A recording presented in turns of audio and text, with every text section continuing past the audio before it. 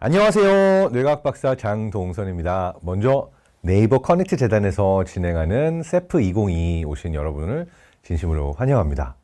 사실 저는 AI 전문가도 아니고 프로그래밍도 그렇게 잘하는 편이 아니에요. 그럼에도 불구하고 요즘 AI와 코딩 관련된 내용들을 많이 전달하고 있는데요. 그 이유는 그만큼 뇌과학을 전공한 사람도 미술을 전공한 사람도 모든 분야에서 AI를 사용하지 않고는 살 수 없는 세상이 되어가고 있기 때문입니다. 그래서 오늘은 대체 우리가 왜 AI, 프로그래밍, 코딩 이걸 다뤄야 하는가라고 하는 좀 본질적인 문제에 대해서 이야기를 해보려고 몇 가지 질문을 가져왔고 그 질문에 대해서 답하는 형식으로 강연을 진행하려고 합니다. 먼저 제가 강연을 다니면서 처음 시작에는 이렇게 물어봐요. AI, 인공지능, 뭐가 떠오르시나요?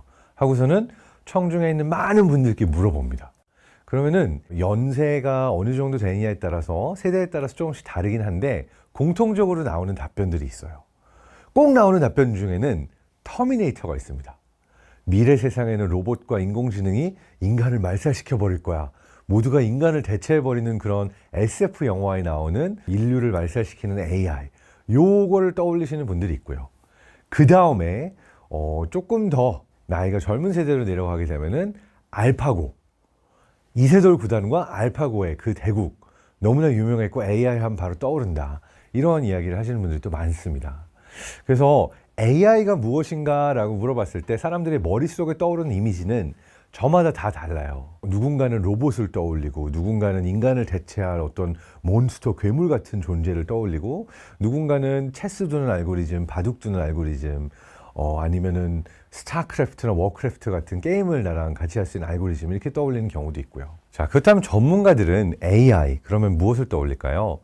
AI, 인공지능. 전문가들은 보통 프로그래밍 코드를 떠올립니다. 그리고 이 코드는 무엇을 하냐면 기계가 학습할 수 있도록 해준다고 해서 머신러닝 알고리즘이라고 얘기를 하죠. 그래서 일반적인 경우에 AI 이퀄 머신러닝 이렇게 보통 전문가들은 떠올리게 되어 있습니다. 이렇게 떠올리는 이유 중에 하나는요. 인공지능이라는 것을 정의할 때 대체 지능이란 무엇인가? 그렇다면 인공적으로 만들어낸 지능이란 무엇인가? 라고 하는 보다 깊은 철학적인 질문도 담겨 있는데요. 지능이라는 것 자체는 기본적으로 학습할 수 있는 능력, 그리고 문제를 해결할 수 있는 능력, 이렇게 정의를 일반적으로 합니다. 물론 지능의 정의는 굉장히 다양하게 존재하기는 하는데요. 일반적으로는 문제 해결 능력과 학습 능력을 이야기하죠. 그러니까 기계가, 로봇이 문제를 해결할 수 있도록 스스로 학습할 수 있게 하는 것, 이것을 가능하게 해주는 프로그래밍 코드가 바로 머신러닝 그리고 AI라고 생각할 수가 있을 것 같습니다. 대체 이게 왜 필요해? 나도 할 수 있고 우리 뇌도 있고 우리 수만 년 동안 똑똑한 뇌를 갖고 있는데 왜 굳이 기계한테 이걸 시키고 학습을 시켜야 되는 거야? 라고 물어볼 수도 있겠죠. 근데 여기에는 몇 가지 답을 할 수가 있는데 그중 첫 번째는 우리의 뇌는 지난 수만 년 동안 거의 진화하지 않았어요. 그러니까 진화라는 거는 수만 년에 걸쳐서 굉장히 느리게 일어나는 과정이라서 사실 인간과 침팬지가 DNA만 놓고 보면 98.8% 일치하거든요. 그러니까 1.2% 차이가 침팬지와 인간의 차이를 만든 거예요. 그러다 보니까 데이터를 프로세싱하고 저장하고 그 다음에 과거에 수없이 많은 데이터를 학습할 수 있는 능력 자체가 이제는 인간보다 기계가 더 늘어났다라고도 할 수 있는 거죠. 그리고 또 하나가 있어요. 우리의 뇌는 사실 책을 읽거나 쓰거나 하는 어떤 활자를 활용해 가지고 글자로 공부하는 그 능력 자체도 원래 우리 뇌가 필요하도록 진화된 능력이 아니에요. 나중에 우리가 활자라는 것을 발명하면서 책을 쓰고 읽고 정보를 전달할 수 있는 메커니즘으로 인류가 이 능력을 습득해서 다음 세대에게 가르쳐주고 또 가르쳐주고 하면서 이런 인지혁명이 일어난 거죠. 정리하자면 왜 AI가 필요한가? 우리가 빠르게 변화하고 있는 세상 속에서 수없이 많은 데이터들을 활용할 수 있기 위해서는 AI 그리고 프로그래밍, 코딩을 활용할 줄 아는 능력이 미래 세상에는 일종의 독해 능력과 같다. 이렇게 설명할 수 있을 것 같습니다. 자, 그렇다면 다음 질문은 이겁니다. 그래, 좋아. AI가 뭔지 알았고 AI가 왜 필요한지도 알았어. 근데 이 AI가 인간을 넘어서 버리면 어떡하지? 그리고 이 AI가 내 직업을, 내가 해야 되는 일들을 대체해버리면 대체 어떡하냐고 이런 질문을 많이 할 수 있겠죠. 그리고 실제로도 많이 불안해하고 계십니다. 그런데 이 분야에서는 저는 이렇게 말하고 싶어요. 자동차가 발명됐을 때도요, 마부들이 이렇게 일어나가지고 시위를 했다고 합니다. 다들 차를 타고 다니면은, 우리 같은 마부는, 마차를 끌고 말을 타는 사람들은 어떻게 합니까? 라고 해가지고 마부라는 직업이 사라지는 것을 두려워했다고 하는데요. 사실 데이터로 놓고 보게 되면요, 실제로 마부라는 직업은 사라졌지만 마부보다 훨씬 많은 수의 운전자가 생겨났습니다. 그래서 운전사라는 직업 자체가 마부라는 직업을 대체하게 됐지만, 그렇다고 해서 운전을 하는 사람들이 더 적었던 건 아니에요. 오히려 더 많은 운전사의 직업들이 생겨난 거죠. 그런 의미에서 이제 AI를 사용하게 되면 직업이 없어진다고 생각할 수 있겠지만, 그보다는 AI를 활용해서 직업이 변화했다라고 우리가 이해하는 게 더 맞지 않을까 생각이 됩니다. 사실 지금 당장 닥친 변화가 하나 큰 게 있어요. 뭐냐면 텍스트 투 비전이라고 하는 영역에서 AI가 정말 무섭게 발전을 해서요, 달2라고 불리는, midjourney라고 불리는 종류의 알고리즘들을 사용하면 내가 말만 하면, 문장만 쓰면 엄청나게 멋진 그림이나 만화 컷들이 바로바로 생겨납니다. 내가 건축물을 지으려고 하는데 건축 설계도를 그릴 필요도 없이 말로 설명해주면 AI가 건축 설계도를 그리고 시안을 그리고 컨셉을 그려요. 내가 만화를 그릴지 모르는데 스토리만 주게 되면은 내가 원하는 스타일로 만화를 그려서 줍니다. 이러다 보니까 미래의 일러스트레이터 또는 뭐 웹툰 작가, 뭐 이런 사람들의 경우에는 나는 일주일씩 걸려서 한 달씩 걸려서 어마어마한 노력을 기울여 가지고 이 작품들을 내는데, 말만 하면 문장만 쓰면 엄청 멋진 그림이 나온다는 게 이게 말이 돼요? 라고 억울해할 수도 있겠지만, 오히려 이 AI 도구를 사용해서 더 멋진 작품을 만들어내지 않을까라고 하는 생각을 해볼 수가 있겠죠. 그러니까 결국은 이 툴이 뭔지 모를 때는 이 툴이 나를 대체할 거라는 불안감이 있겠지만, 실제로 이 툴을 더 잘 사용할 수 있는 거는 아마도 지금 일러스트레이터의 직업을 갖고 있는 분들, 그리고 실제로 건축 시안을 만들어 보신 분들, 그리고 웹툰 작가, 이런 분들이 이 도구의 사용법만 배우게 되면 훨씬 더 멋진 작품을 이 도구를 사용하지 못했던, 또는 사용할 줄 모르는 사람들보다 더 멋진 작품들을 만들어낼 가능성이 아주 높은 거죠. 그래서 저는 어떠한 직업이 대체되거나 없어지는 것보다는 우리가 이 툴을 사용해서, 이 도구를 사용해서 이 직업 자체가 변화하고 있다로 이해하면 좋을 것 같아요. 그렇지만 그럼에도 불구하고 이 AI가 인간이 이해할 수 없는 방향으로 너무나 발전해 버려서 우리를 소멸시키는 거 아니야? 아니면은 우리가 무서워야 되는 거 아니야? 이런 두려움을 가질 수도 있을 겁니다. 바로 일론 머스크라든지 빌 게이츠 같은 경우도 이 시나리오를 엄청나게 두려워하고 있고요. 그래서 마치 핵폭탄 또는 엄청나게 무서운 살상 기술보다도 더 두려운 것이 AI다라고 이야기를 하고 있는데, 이러한 부분에 있어서 우리가 이해할 수 없는 AI로, 그리고 누구도 책임질 수 없는 AI로 발전하는 것을 막기 위해서 각국의 대표들과 여러 분야의 전문가들이 모여서 어떠한 방향으로 AI를 발전시켜야지만 인류와 함께 공존을 할 수 있을까라는 부분에 대해서도 연구를 하고 있습니다. 그중 대표적인 것은 Responsible AI라고 그래서 책임감 있는, 어떤 신뢰할 수 있는 AI라고 하는 그 방향성이 하나가 있고요. 또 하나는 Explainable AI라고 그래서 이게 그냥 블랙박스처럼 아무도 이해하지 못하는 그러한 알고리즘이 아니라 대체 어떠한 기준으로, 어떤 데이터를 기반으로 어떻게 해서 이런 아웃풋이 나오게 됐는지를 사람들이 쉽게 보고 이해할 수 있도록 오픈해서 보여줄 수 있는 그러한 Explainable AI로 우리가 인공지능을 프로그래밍 해야 된다라고 하는 이야기도 나오고 있습니다. 뿐만 아니라 MIT나 스탠포드나 Human Centered AI라고 하는 새로운 방향성을 가지고 움직이고 있어요. 뭐냐면 인간 중심, 보다 인간적인 AI로 우리가 가야 한다라고 얘기를 하고 있는 거죠. 여기에서 인간 중심 AI는 뭐냐면요, 우리가 단순히 문제 해결을 위해서 AI에게 어떠한 그 미션을 준다라고 했을 때 그 문제 해결이 인간에게 이롭지 않을 수가 있어요. 조금 무섭게 예를 들어서 이야기를 하자면, AI 어떻게 하면 기후 위기를 해결할 수 있을까? 탄소 배출이 너무 늘어서 문제인데 기후 위기를 해결해봐. 기후 위기를 해결할 수 있는 가장 효율적인 방법을 알려주고 그리고 네가 그냥 실행해라고 했을 때 가장 효율적인 방법이 뭘까요? 잘 생각해보면 탄소 배출의 주범은 인간이고, 지구상에서 인간을 다 없애버리면 탄소 배출을 중단시킬 수 있습니다. 그러니까 기후 위기를 해결하고 탄소 배출을 해결하는 어떻게 보면 가장 효율적인 방법은 알겠습니다 하고 지구상에서 인류를 말살시켜버리면 문제 해결, 이렇게 될 수도 있는 거겠죠. 물론 이거는 제가 굉장히 과장해서 좀 극단적으로 이야기한 거긴 하지만 이러한 형태로 우리가 어떤 문제 해결을 요구했을 때 인간이 원하지 않는 솔루션을 AI가 낼 수도 있는 가능성들이 있고요.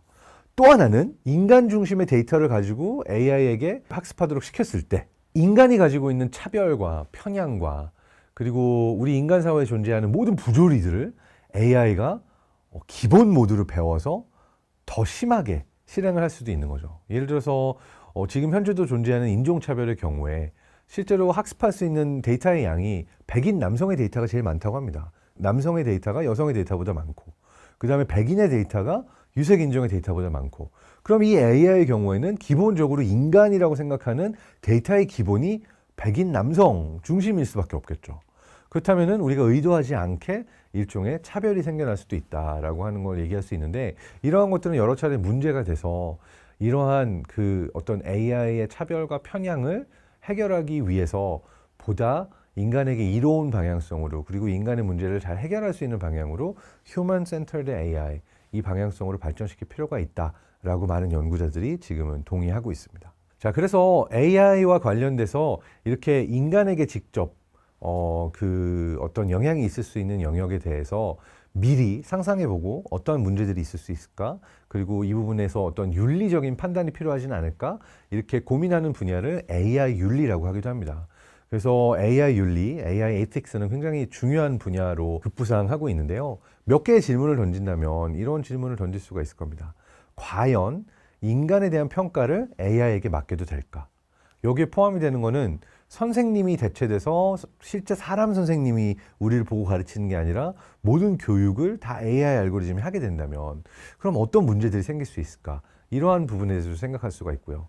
또 하나는 채용의 과정에 있어서도 인간의 경우에는 뭐 누군가의 미모에 혹해서 실제로 실력은 없는데 나 이 사람은 인재라고 생각해 뽑을 수 있는 상황도 있고요.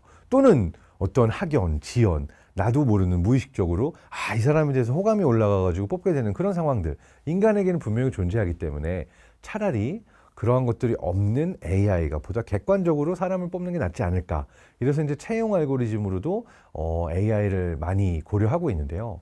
근데 AI라고 편견이 없는 게 아니고 편향이 없는 게 아니라서 실제로 채용의 과정에 있어서 그렇다면은 내가 정말 공정하게 그 평가받는다라는 것을 어떻게 확인할 수 있죠? 라고 하는 질문에 대해서도 AI 알고리즘이 답을 줄 수가 있어야 될 겁니다. 그래서 인간을 평가하는데 AI를 써도 되는가라고 하는 부분에 있어서는 이러한 편향, 바이어스 이런 것들을 해결하는 문제가 되게 중요하고요.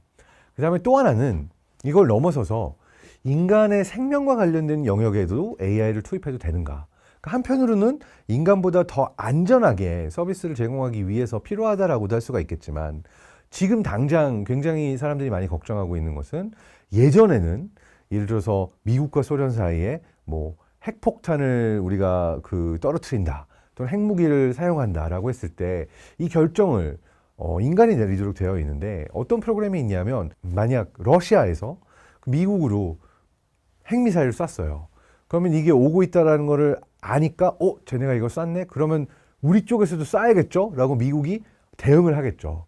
근데 이러한 부분에 있어서의 결정을 지금은 사람들이 하고 있지만 혹여나 이것이 자동화돼 가지고 AI 알고리즘이 이런 엄청난 결정을 내릴 수 있도록 자동화되어 있는 상태에서 이 어떤 경고가 또는 상대편이 미사일을 쐈다라고 하는 정보가 잘못됐을 경우에 생길 수 있는 카오스, 이 경우에서도 사실 AI보다는 그래도 인간이 인간을 컨트롤하면서 여러 단계를 거치는 그러한 의사결정이 더 안전하지 않을까, 이러한 영역에 대한 고민도 이루어지고 있습니다.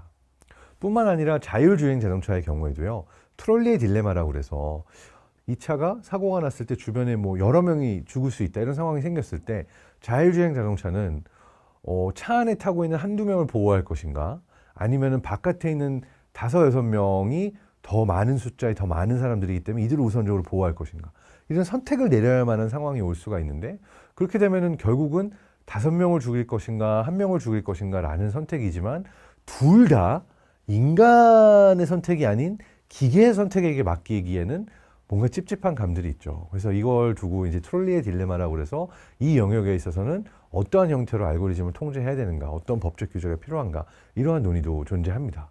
근데 일어나지 않은 일이라고 그래서 이 결정을 미뤄서는 안 되고 충분히 이러한 시나리오를 고려해 봐야 된다라고 하는 것이 중요하다라고 할 수 있는 이유 중에 하나라고 할 수가 있겠죠. 그리고 또 어떤 질문이 있냐면 인간의 모든 데이터를 다 AI에게 주는 것이 과연 옳은 일인가? 그리고 우리 모두는 어떤 AI 알고리즘이 어느 영역에 어떻게 투입이 되는가에 대해서 알 권리가 있지 않은가? 이러한 형태의 여러 질문들 역시도 AI 윤리의 중요한 질문들 안에 포함이 된다라고 할 수가 있을 것 같습니다. AI를 어떻게 활용할 것인가라고 하는 가장 큰 질문을 여러분에게 던진다면 결국 AI를 어떻게 활용할 것인가는 또다시 인간의 몫이긴 합니다. 그러니까 어떤 종류의 새로운 기술도 무기로 사용될 수도 있고요. 인간의 생활을 더 편리하고 안전하게 만드는 데 사용이 될 수도 있습니다. 자동차도 마찬가지고 비행기도 마찬가지고 지금 우리가 이용하고 있는 많은 기술들 역시도 마찬가지입니다. 그래서 AI의 경우에도 우리가 어떤 미래를 만들 것인가 이 질문을 여러 차례 스스로에게 던진 상태에서 AI를 어떻게 활용할 것인가에 대해서 생각해 볼 필요가 있습니다. AI가 활용될 가장 큰 영역 중에 하나는요. 지금 자주 이야기가 되고 있는 메타버스인데요. 메타버스는 또 다른 말로 이야기하게 되면 인터넷의 다음 단계라고 이해하는 것이 가장 쉬울 겁니다.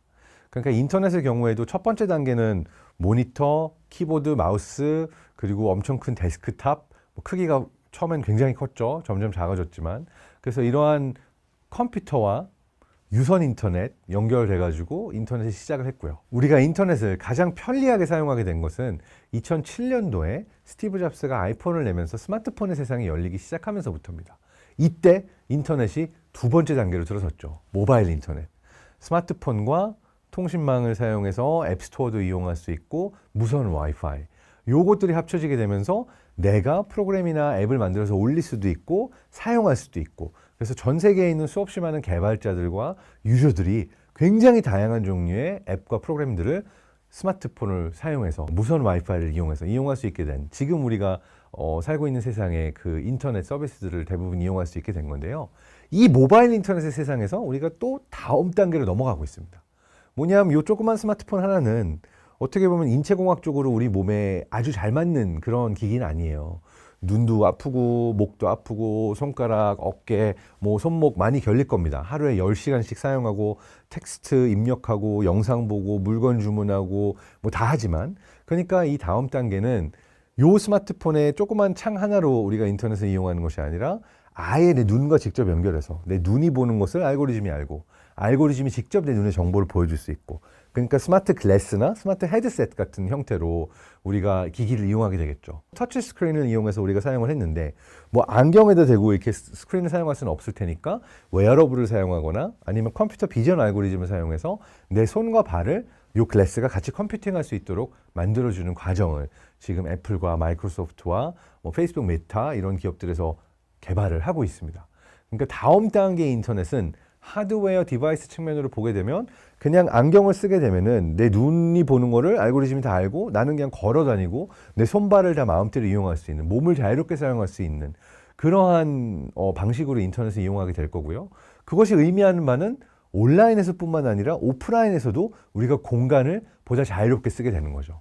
그래서 메타버스라는 그러한 개념을 사용하기도 하지만 embodied 인터넷 그러니까 신체화된 인터넷이라는 단어도 마크 주커버그 같은 경우는 즐겨서 사용하는 단어고 그 외에도 스페이셜 웹, 그러니까 공간의 인터넷이라는 그러한 개념도 존재합니다.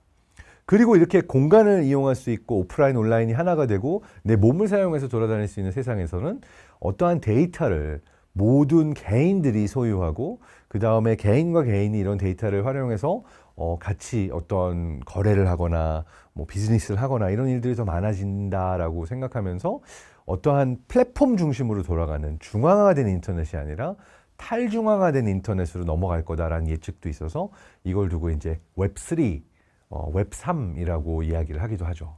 그래서 이러한 방식으로 새로운 형태로 인터넷을 이용하게 된 미래가 오게 되면 우리는 또 다른 방식으로 AI와 알고리즘들을 활용하게 될 겁니다. 근데 이 마지막 단계에서 저는 중요한 몇 가지 질문이 있다고 생각해요. 첫 번째는 우리가 가상 세상, 게임 속 세상, 디지털 세상을 실제 세상의 대체물처럼 도망가기 위한 어떤 곳으로 활용을 할 것인가? 아니면은 이 메타버스를 또 이 기술들을 활용해서 실제 세상 속에 존재하는 차별과 격차를 해결하기 위한 새로운 연결을 만들기 위한 도구로 활용할 것인가? 이것 역시도 두 가지 방향성으로 다 갈 수가 있고요. 그 다음 또 하나는 이 AI 알고리즘과 모든 데이터가 디지털화되는 세상으로 가게 되면 사실 완벽하게 내 온라인과 오프라인에서의 모든 삶이 통제되는 중앙 통제형 국가에서 사용하기 좋은 알고리즘이 될 수도 있지만 중국 같은 사회가 대표적인 예죠. 그렇지만 또 다른 방식으로 생각하게 되면 내가 이 알고리즘들을 잘 활용하고 또 내가 이 메타버스라는 세상에서 새로운 기술들을 얼마나 잘 활용할 수 있느냐에 따라서 각 개인이 가진 무한한 가능성들이 발휘될 수 있는 좀 더 탈중앙화된 형태로 이 세상이 발전할 수도 있겠죠. 어느 방향으로 갈지는 아직도 열려 있다라고 할 수가 있겠습니다. 그리고 마지막으로 중요한 것은 과연 모든 사람들이 이 디지털 기술과 AI, 코딩, 프로그래밍 기술을 활용할 수 있을 것인가 라고 하는 굉장히 중요한 문제입니다. 예전에는 우리가 글자를 읽을 줄 모르면 굉장히 큰 손해를 보고 살 수밖에 없었죠. 문서에 사인도 할 수 없고 어떤 지식과 정보로부터 소외가 되고 내가 아마 삶에 굉장히 큰 불편이 있었을 겁니다. 그렇지만 우리나라의 경우에는 문맹률이 전 세계에서 가장 낮은 편에 속해요. 전 국민의 95% 이상이 글자를 읽고 쓰고 할 수가 있습니다. 미래 세상의 문맹은 AI를 활용할 수 있느냐 없느냐, 이것이 새로운 문맹이 될 수도 있는 거죠. 그러니까 내가 프로그래밍을 할 줄 아느냐, 코딩을 할 줄 아느냐, AI를 활용할 줄 아느냐, 이것 자체가 또 다르게 우리의 삶 안에서 누군가는 앞서 나가고 누군가는 뒤처지는 이 경계가 될 수도 있다라고 하는 부분에 있어서 오늘 이 강연을 한 이유도 바로 이 때문입니다. 세상은 빠르게 변하고 있고 AI가 굉장히 빠르게 우리 삶 안에 들어왔기 때문에 미래 세대는 이 기술을 꼭 배워야 하고, 그리고 이러한 디지털 격차에 있어서 뒤처져서는 안 된다, 이러한 말씀을 드리기 위해서 오늘 강연을 준비했습니다. 지금까지 들어주셔서 감사드리고요. 저도 사실 프로그래밍을 잘하지는 못해요. 그렇지만 아는 척을 할 정도는 됩니다. 그리고 이 정도면 뒤처지지 않고 충분한 것 같아요. 그래서 여러분도 좀 더 많이 궁금증을 가지고 그래 한번 배워보지 뭐 라고 도전을 하면 되는데요. 생각보다 어렵지 않네, 이렇게 이 두려움부터 한번 놓아보시기를 바라겠습니다. 감사합니다.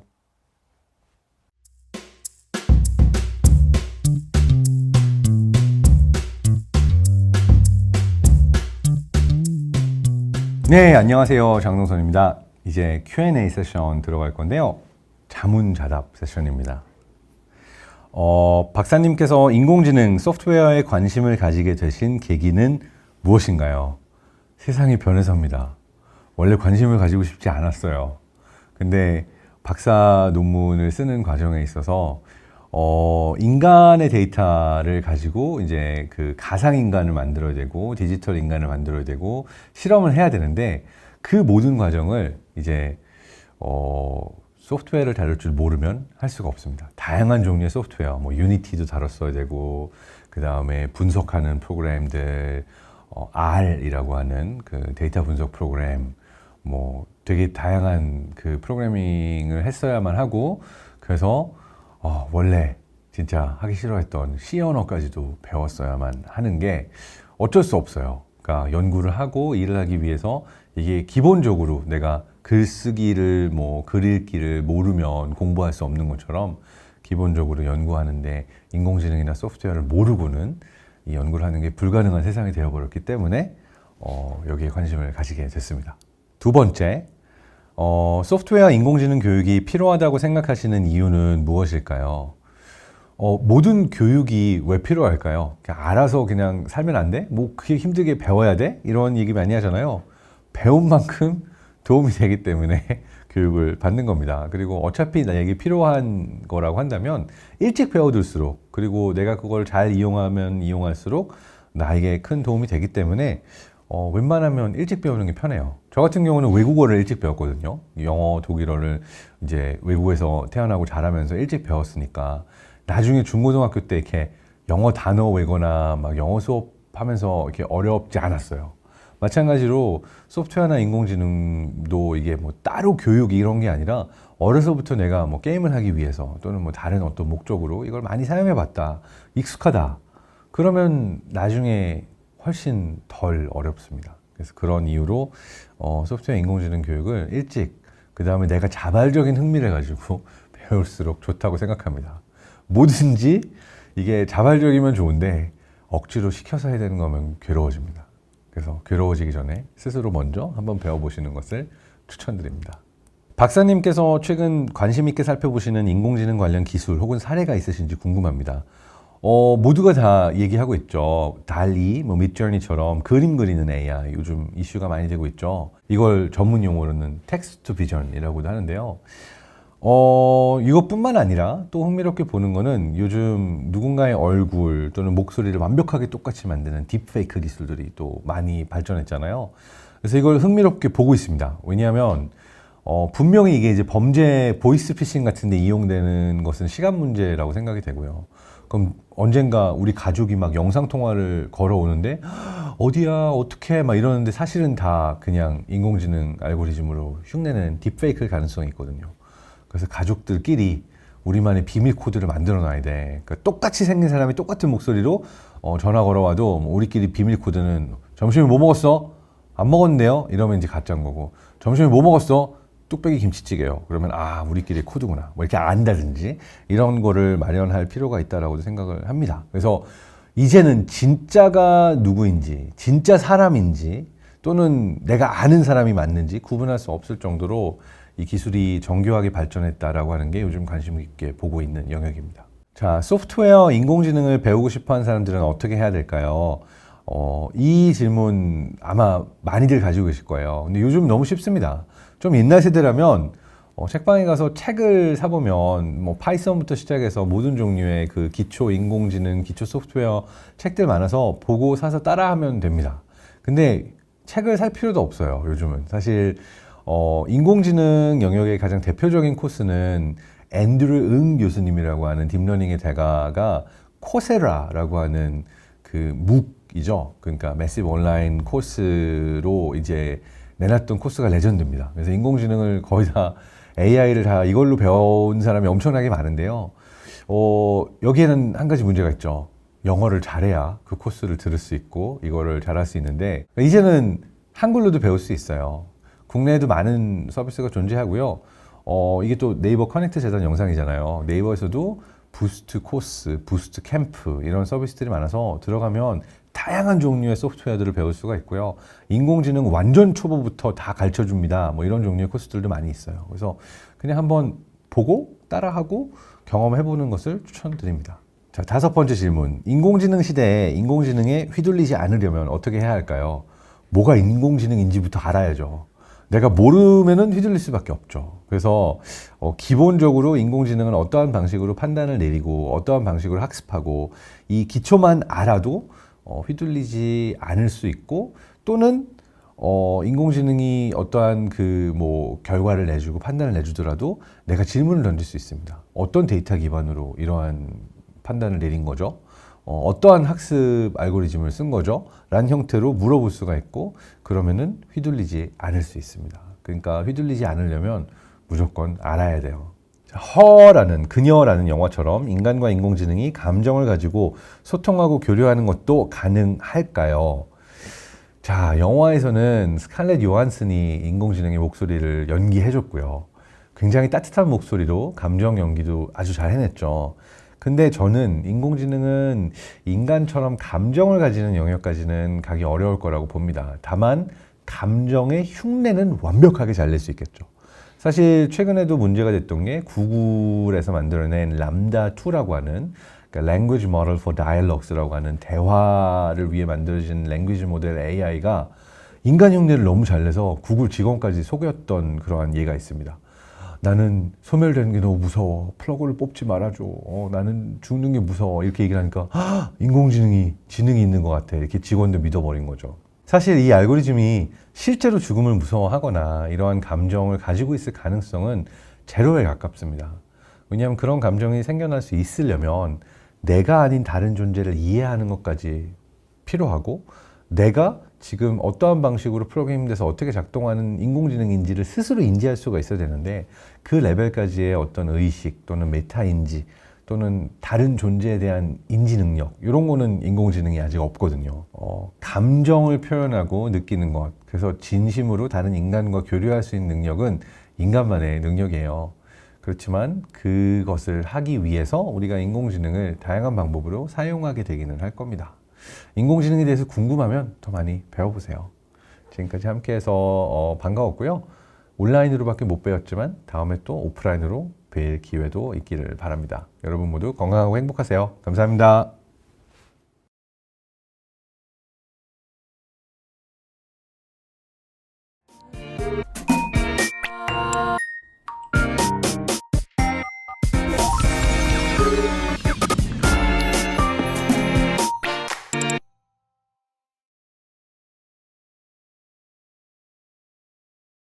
Hi, I am Peter Beal. I'm very excited to share with you some of the recent trends in artificial intelligence and robotics, and also want to say a quick thank you to the Naver Connect Foundation and SEF 2022 to host me for this presentation. So let me start with a bit more about myself. I am a professor in AI and robotics at Berkeley, where I do teaching and research on these topics. I also am founder of a couple companies. I started a company called Gradescope several years ago. At Gradescope, we build artificial intelligence that can help grade homework, exams, projects. I started a company called Covariant. I'll talk more about that one later. But at Covariant, we built the next generation of robotic automation powered by latest and greatest artificial intelligence. I'm also a host of a podcast, the Robot Brains podcast, where I host many of the AI researchers, pioneers, entrepreneurs, let them tell their stories. Big opportunity to learn more about a lot of what's going on in the field. In the past, I was a research scientist at OpenAI, and I'm still an advisor to OpenAI, one of the big AI research institutes based in San Francisco, initially funded by Elon Musk. And as of recently, I'm also a venture capitalist. I'm one of the investment partners at AIX Ventures, where we invest into AI-oriented startups. So, 2015 is probably when AI became mainstream news. You could have seen headlines like Stephen Hawking saying AI could end mankind. Similarly, Elon Musk saying AI is the biggest risk we face as a civilization. Then, soon thereafter, Elon Musk investing $1 billion in OpenAI to start building AI. Of course, the rationale here being is that if it's built right, AI can give us so many benefits, but we got to make sure we build it right. Governments have started paying attention. Here you see a list of many countries who have put programs in place to foster the AI ecosystems in their countries. Started with Canada, no coincidence, because as you'll soon learn, the early breakthroughs of the current modern AI era happened in Canada. But from there, many other countries followed suit. A lot of money is going into AI. Look at the private or startup investments in AI. Over recent years, it's been going up very, very quickly, reaching close to $100 billion of investment in 2021. Life of a professor in AI has changed dramatically. Before 2015, I was mostly just sitting in my office, chatting with my students, giving some lectures, answering some emails, reading some books, some papers, and so forth. Since 2015, literally everybody got excited about AI. And so, for example, here, I'm at a private event hosted by Jeff Bezos, where Jeff wanted to learn more about AI and robotics. And then here's me at one of the premier conferences in our field, presenting to close to 10,000 people the latest advances we made in our lab at Berkeley. So you might wonder, with so much excitement recently, is there some hype? And yes, for sure, there is a good amount of hype. But there's also a lot of real progress being made. And so what I would like to do here is to share with you some of the real progress being made, help you understand it, help you understand how it might apply to maybe your jobs now or in the future, and also help you understand where you can go learn more even after this session. So, what's our plan here?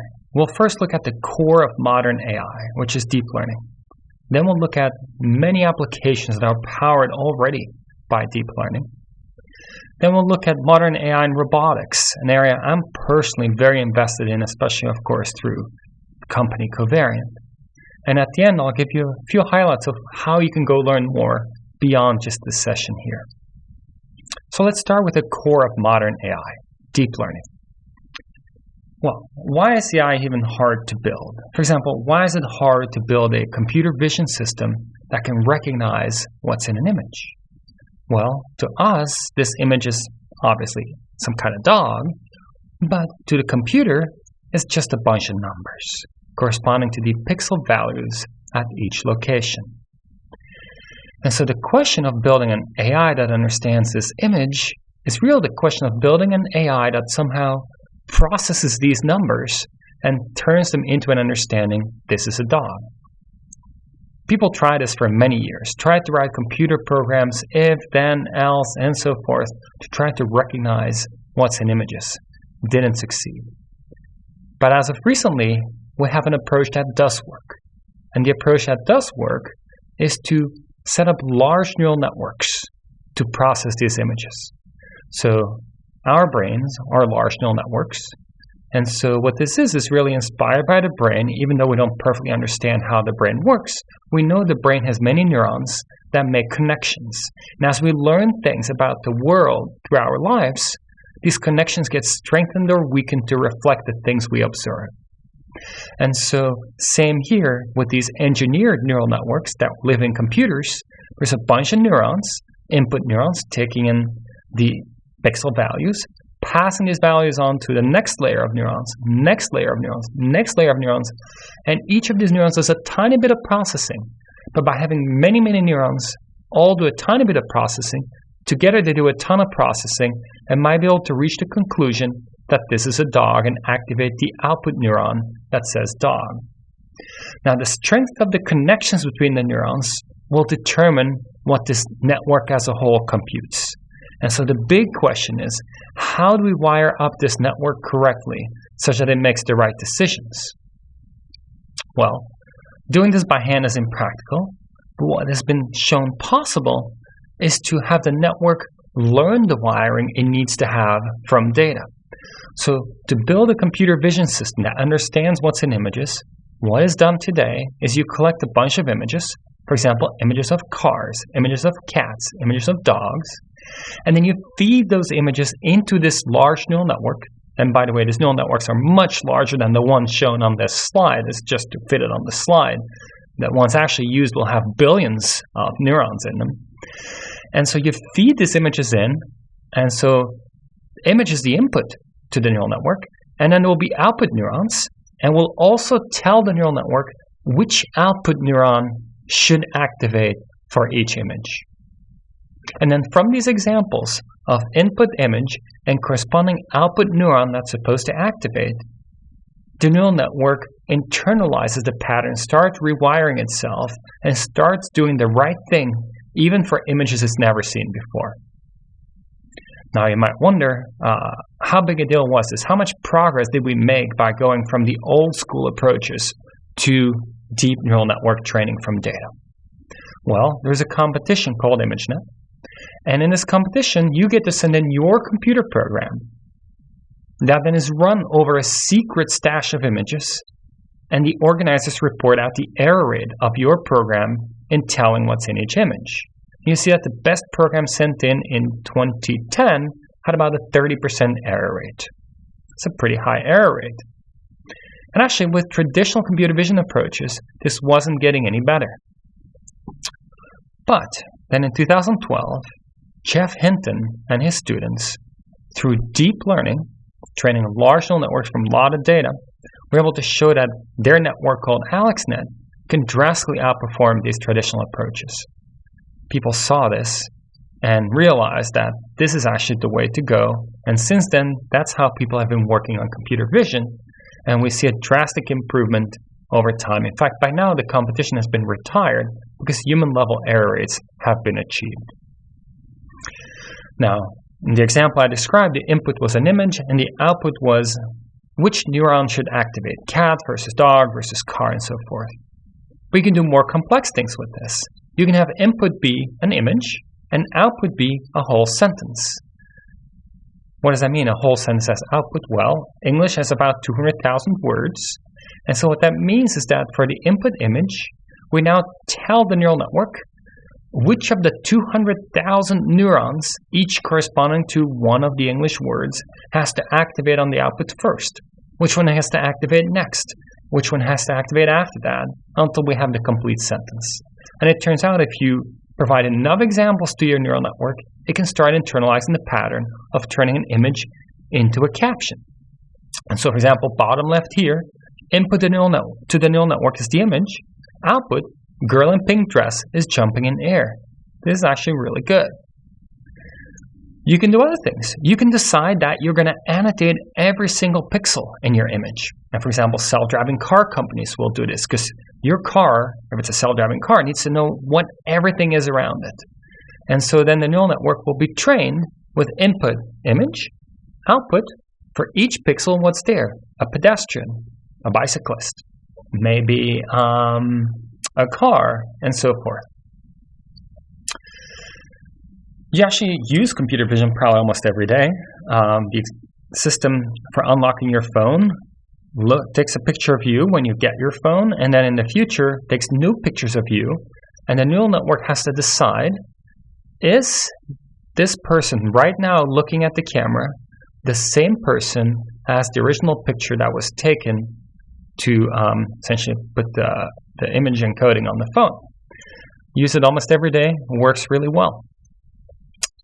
Now, so far, what I've talked about is neural networks doing image processing tasks. But actually, the fundamentals are not specific to image processing. It's saying some numbers are going in and some output neurons activate according to some pattern. Well, speech recognition can be solved exactly the same way. And in fact, it was also Geoff Hinton and his students that did the major breakthrough here, the switch from traditional approaches to deep learning approaches, and now getting much, much better performance than was possible before. And in fact, you can go from language to language, in this case, Chinese to English. If you have a large enough amount of data, we have a Chinese sentence and an English sentence, you can then train a neural network to start to understand the pattern for what input should you generate what output, and then generate translations for new sentences it's never seen before that are actually very good. What's the big picture trend here? Traditional approaches, even traditional machine learning approaches, as you fed them more and more data, at some point they stopped learning more. It wasn't helpful to feed in more data. But when you train very large neural networks, and sometimes they do have to be very large, of course, they keep absorbing the data, keep absorbing the patterns in the data, and you get better and better performance. And that's something really amazing that we've seen happen in the last 10-ish years, where more data tends to almost directly imply better performance. Of course, beyond the data, you need to compute to process the data, and you might need some AI expertise and innovation to design the neural nets the right way, to absorb the information from the data. But ultimately, the big picture trend is that with enough data, compute, and some AI expertise, neural networks can internalize the patterns in your data.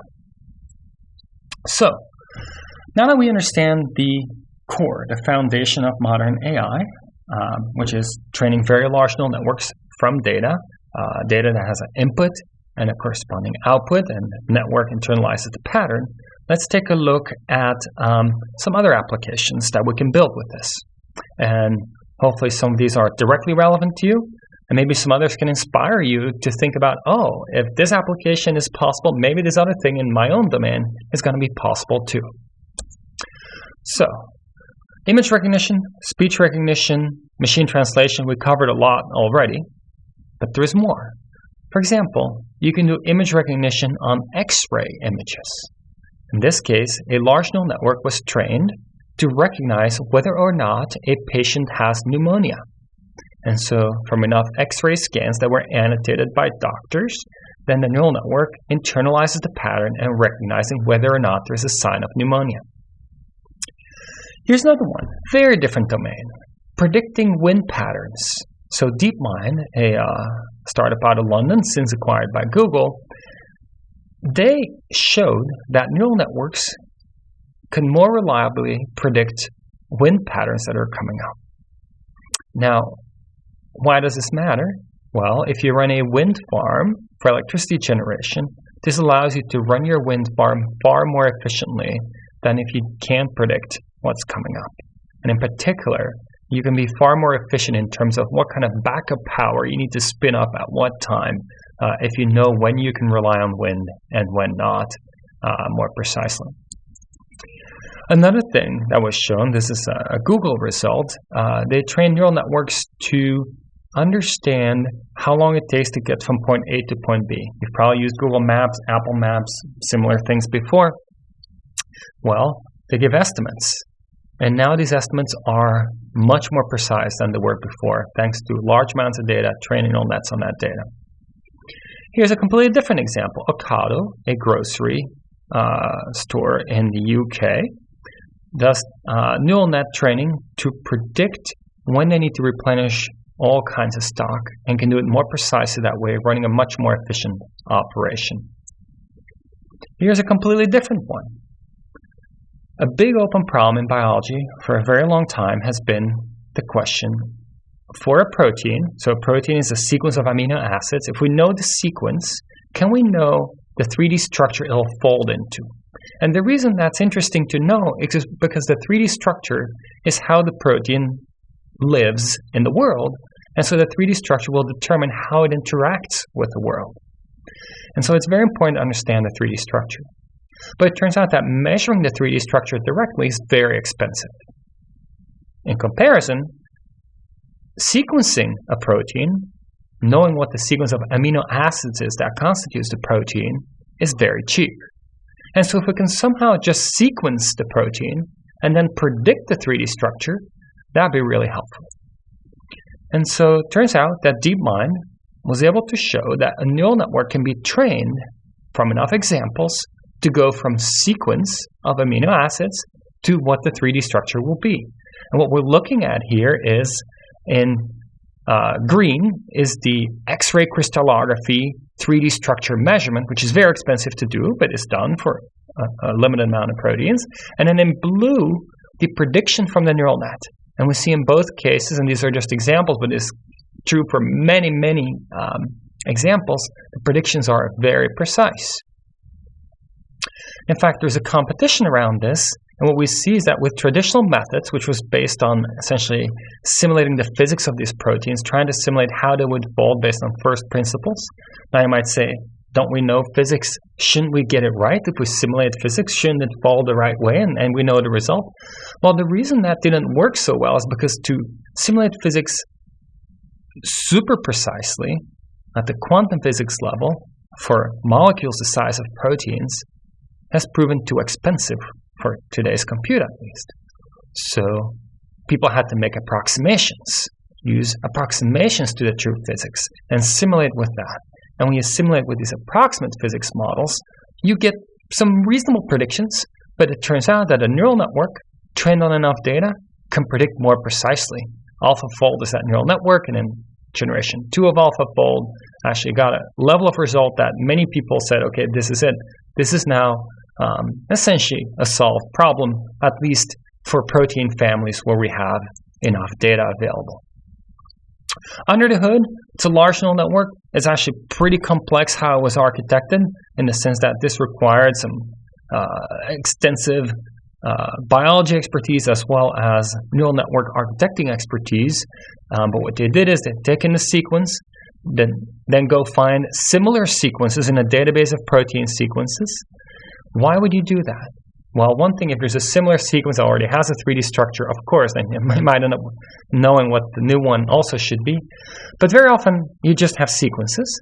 You can still get information from it, because evolutionarily, if some site remains unchanged, So many sequences have that same site. It means it's probably important for the function of the protein and probably is something that is fundamental to the structure of the protein, whereas parts of the sequence that have changed a lot might be less critical to the structure.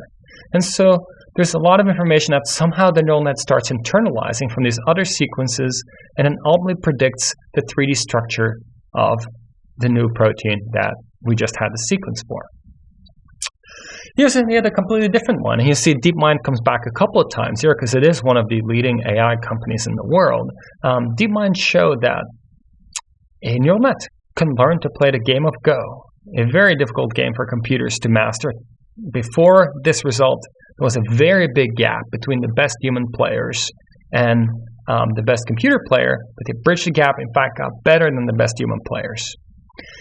At Berkeley, actually, we have done some really interesting things, at least I'm very excited about, where robots learn from their own trial and error. So they try things, and sometimes the running is more successful than other times, and then they internalize those more successful attempts as positive examples, and the less successful attempt as negative examples, to then reinforce, essentially, again, train the connections in the neural network to become more likely to succeed in the future. And what you see here is a robot that, from its own trial and error, learns to run. So these things are becoming possible even for physical systems like robots. And the beauty, of course, is that when you have the robot learn to run, once you have a piece of code for learning to run, you can run that same piece of code for another robot to learn to run. This is very different from a traditional engineering approach to solving these problems, where for every robot, a person would have to think through very carefully exactly what it means for a 4-legged robot to run, a 2-legged robot to run, and so forth. Here's something that's recently come up that's only been possible with very large neural nets that are recently becoming available, which is reliable text generation. So you provide a prompt, a sentence or two, the neural net takes that in and then predicts what are natural next sentences to generate. This can help you write articles, write emails, and so forth. Here's an example. A train carriage containing controlled nuclear materials was stolen in Cincinnati today. Its whereabouts are unknown. That's the input to the neural network. And then here's what it generates. The incident occurred on the downtown train line, which runs from Covington and Ashland stations. In an email to Ohio news outlets, the U.S. Department of Energy said it's working with the Federal Railroad Administration to find the thief. And then a quote from the U.S. Energy Secretary, and so forth. This all makes sense, and that's very interesting. How come it can complete this article in a meaningful way? Because it's read so many articles on the internet where it's been asked to learn to complete them from the beginning, complete the remainder, and at some point it internalized the pattern of how humans write articles, and it can now write an article on its own. You can do the same thing with images, actually. On the internet, there are many images with descriptions of what's in the image. So you can actually, earlier we saw you can train a neural net to go from image to text. Here we do the opposite. You input the text, out comes the image. So here's text. A masterful oil painting, a Persian exotic cat discovering their astounding crypto losses while checking their phone. Okay. We can imagine what this might look like. The neural network also, it turns out, can imagine what this might look like and can generate a piece of art matching this description. Here's another one. A Victorian man struggles with his addiction to TikTok. We can imagine what it looks like. Victorian man, Victorian era. They didn't have TikTok at the time. We can imagine what if they had TikTok and struggling with an addiction, what it could look like. Here's what the neural network generates. The man is holding a flask, struggling, holding alcohol flask, it seems, holding his phone, because that's where you access TikTok. Darth Vader realizing he's forgotten to add an attachment to the email. We've all been there. Feel stupid. Feel kind of defeated, right? Well, here's what the neural net thinks this will look like. Again, the neural network understands this text enough, and they can generate an image that reflects it.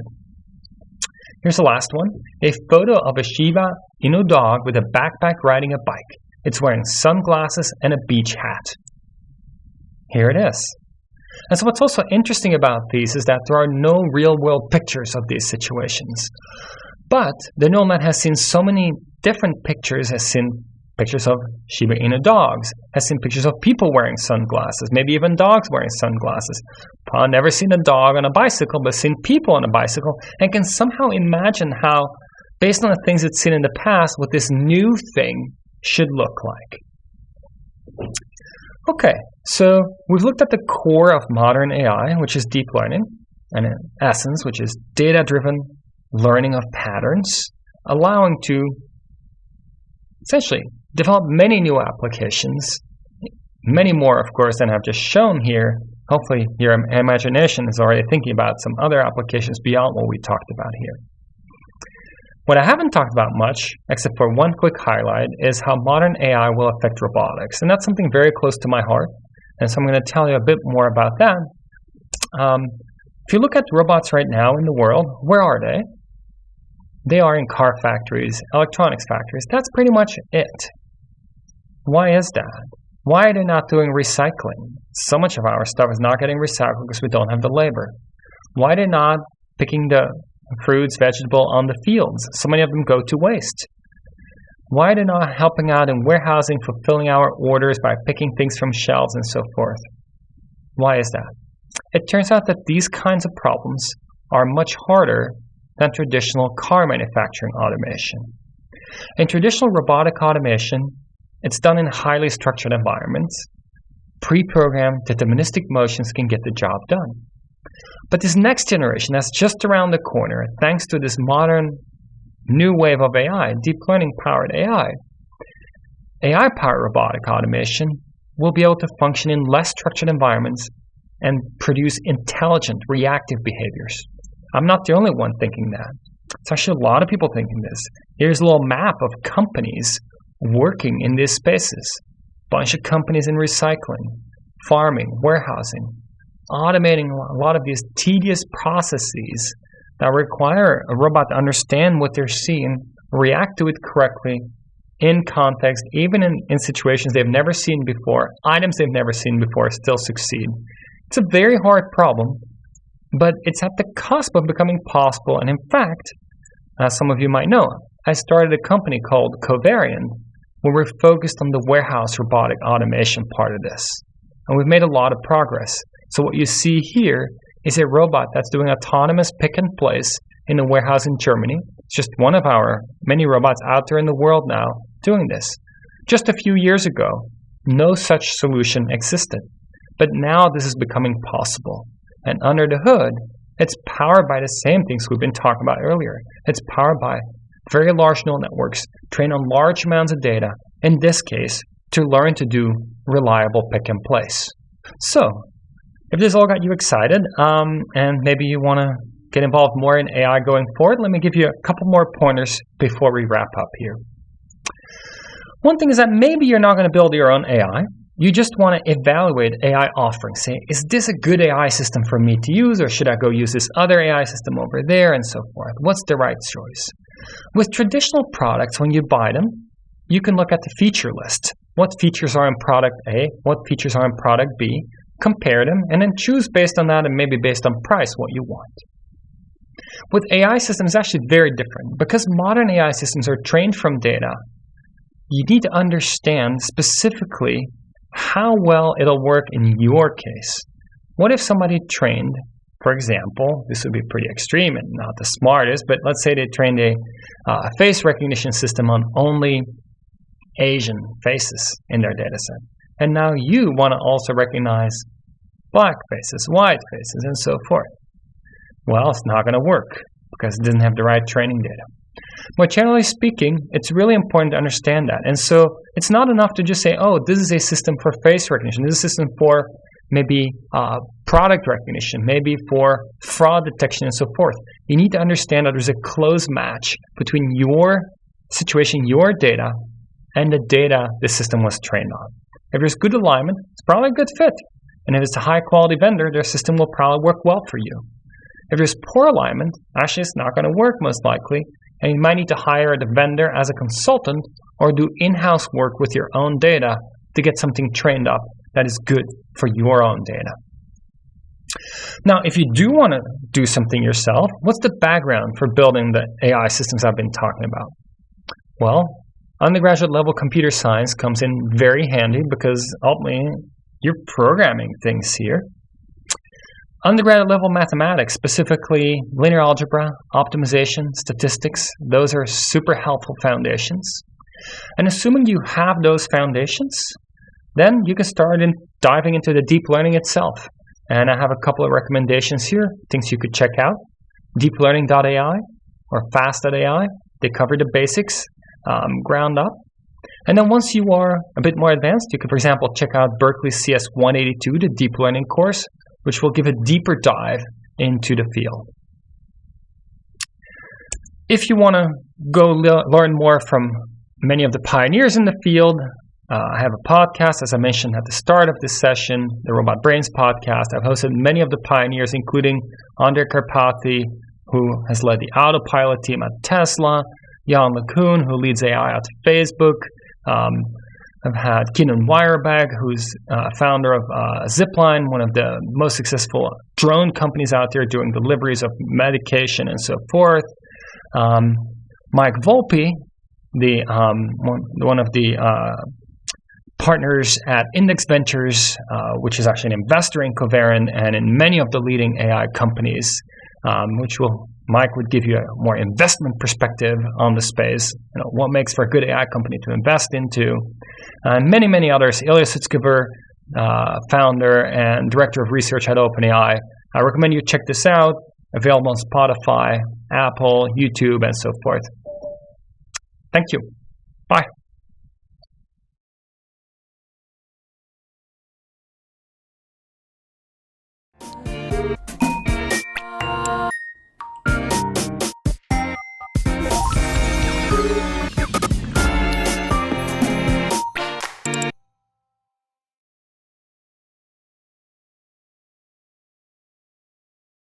안녕하세요.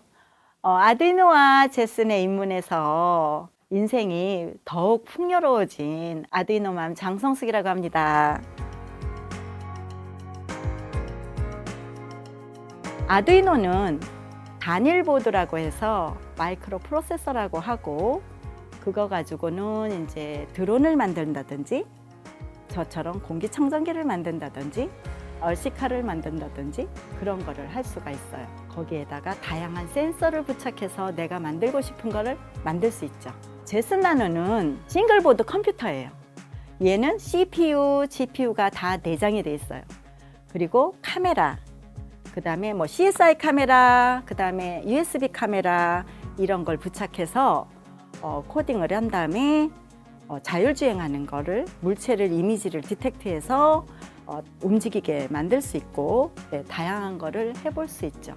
저 같은 경우는 이제 로봇팔 같은 거 만들어서 제슨 나노 가지고 물체 디텍트해서 잡아서 움직이는 거, 그런 거를 할 수 있는 게 제슨 나노입니다. 성남시에서 하는 기후 코디네이터라는 양성 과정이 있었어요. 그때 이제 기후 코디네이터가 되죠. 거기서 훈련을 받고 기후 코디네이터로 돼서 초등학교, 중학교, 어린이집 이런 데 가서 기후변화 교육을 하는 선생님으로 활동을 했어요. 근데 그 가르치는 내용이 조금 저는 좀 그랬어요. 미래지향적인 뭔가가 이렇게 접목이 돼서 아이들한테 가르쳐주면 더 좋았을 텐데, 그런 게 이제 예산상 그런 거를 할 수 없었다는 게 좀 아쉬워서 좀 더 미래지향적인 기후변화 강의를 위해서 찾다가 스크래치를 알게 돼요. 그래서 스크래치 독학으로 이제 시작을 했죠. 다운받아서 막 주물럭거려 보는 거죠. 애들 오락하듯이 이것도 눌러서 해보고 저것도 눌러서 해보고, 되게 어렵더라고요. 그러다가 안랩에서 코딩 선생님을 양성하는 프로그램이 있었어요. 거기에 이제 가서 스크래치를 배웠어요. 독학할 때보다 좀 편하긴 하더라고요. 그런데 숙제를 해서 내야 되니까 이게 시간이 있는 거예요. 12시 마감 이런 게 있는 거예요. 그러니까 막 그거 숙제하려니까 눈이 너무 피곤한 거예요. 그래서 이건 나는 못하겠다. 그러다가 이제 거기 선생님이 판교에서 아두이노 가르쳐주는 기회가 있다고 알려주셨어요. 그래서 응모를 했죠. 4대1의 경쟁률을 뚫고 내가 선발이 됐어요. 그래서 60시간 동안 3D 모델링 하는 거, 그 다음에 아두이노 이런 걸 배우게 되죠. 배워가야 되겠다 한 거는 너무 재밌었어요. 궁금해지는 거예요. 이걸로 뭐까지 할 수 있는지 궁금해졌어요. 그 수료를 한 이후에는 인터넷이 선생님이라는 걸 깨닫게 되죠. 아, 그거 진짜 신세계였어요. 네, 그래가지고 들어갔더니 오픈소스가 엄청 많은 거예요. 그래서 그거 보고 따라하기 시작했죠. 그래서 온도 센서 사서 해보고 미세먼지 센서 사서 해보고 밥하는 것보다 훨씬 더 재밌었어요. 아는 게 없기 때문에 뭐 C 언어를 내가 아는 것도 아니고 파이썬을 아는 것도 아니고 시작을 한 거잖아요. 그래서 처음에 시작할 때는 하면서 거꾸로 배우는 거죠. 아, 요거는 불 켤 때 디지털 라이트 하는구나. 그러면 요렇게 하는 거구나 하고 알게 되고, 파이썬도 마찬가지예요. 인공지능 하면서 그걸 보면서 그 프로그램을 들어가 보면 또 뭐 A라는 프로그램에 B 프로그램, C 프로그램 필요하고 막 이러거든요. 그러면 이제 그걸 거꾸로 보면서 공부를 하는 편이에요, 저는. 물론 어떤 분이 저한테 페북에서 기초부터 하는 게 낫지 않을까요? 이렇게 하셨어요. 근데 저는 길은 한 군데만 있다고 생각하지 않아요. 이 나이에 언제 파이썬 다 배워가지고 그걸 이해하면서 하겠어요. 그러니까 저는 오픈소스의 장점을 그대로 하는 거죠. 그걸 보고 내가 좀 더 심오한 걸 알고 싶으면 걔를 다 통째로 검색하면 돼요. 아, 얘 그렇구나. 거꾸로 알게 되는 거죠. 2017년인가 18년 그때는 미세먼지 측정기, 그 다음에 공기청정기, 네, 그런 거 만들고 얼씨카도 만들고, 그리고 2019년에는 1인이 타는 고카트를 만들어요. 그래서 메이크업 페어에서 카트라이터 대 20팀이 출전하는데 내가 그 중에 한 명이었어요. 그래서 8등 했어요, 제가. 그리고 지금은 뭐에 꽂혔냐면 아디노 가지고 스마트팜이에요. 워터펌프 사서 릴레이 사서 그렇게 연결을 해서 220에 딱 꽂으면 자기가 알아서 순환하게 물 주고, 제가 창고에 있는 그 1인 고카트가 완성되지 않은 게 있어요. 65세까지 제가 1인용 자율주행, 요새 로봇이라고 다 경계가 없어져서 다 로봇이라고 하는데 그걸 만들어서 타보는 거예요. 그래서 거기다 3D 벨로다인 퍽도 좀 달아보고 카메라도 한 2개 달고 그렇게 해서 한번 돌아보는 게 이제 로망이고요. 그 다음에 제가 얼마 전에 동아리에서 로봇팔을 만들었거든요. 그러니까 제슨 나노 얹고 카메라 얹고 그래서 로봇팔을 만들었는데 그게 6도프예요. 그러니까 관절이 6개란 뜻이거든요. 그래가지고 그걸 만든 거를 가지고 스마트팜 만들어서 커팅 해보는 거. 어쨌든 수학을 그걸로 해보는 게 또 나의 로망이고요. 또 하나는 이제 스팟 마이크로 로봇, 사종 로봇, 그거 완성해서 내가 만든 로봇과 같이 걸어보는 거. 저는 이제 제 경험을 토대로 한다면 아두이노 나노나 우노, 아두이노 우노 그거를 하나 사고 LED 한 5개 정도 사고 온도 센서 정도 하나 사서 한번 테스트 해보시라.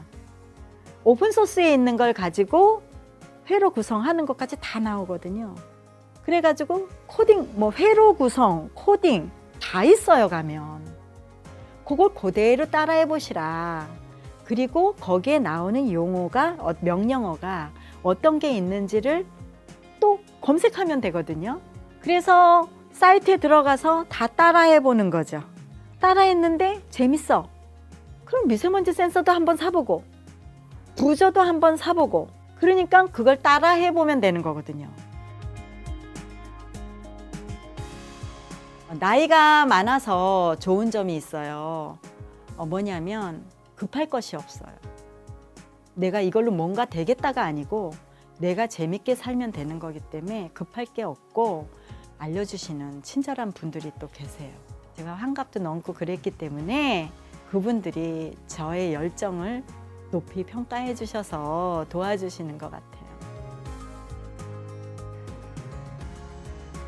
저는 학생들이 좀 들었으면 좋겠어요.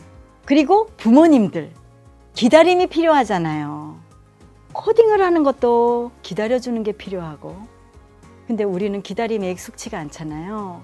그래서 삽질을 충분히 해도 기다려줄 수 있는 부모님들, 사람들은 저한테 뭐라 그러냐면 만시간의 법칙이라는 게 있다잖아요. 저 보면서 느낀다고. 그래서 저는 학부모들이 내 영상을 보고 자녀들 기르는 거에 인사이트를 얻었으면 좋겠다. 그렇게 생각합니다.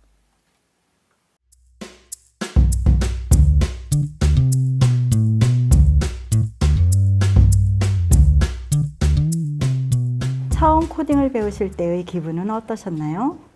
두려움이죠. 안 가본 길을 가야 하니까. 뭐든지 처음 시작할 때는 안 가본 길을 가는 거는 다들 두렵지 않나요? 나는 내가 잘할 수 있을까? 그런 생각을 많이 했어요.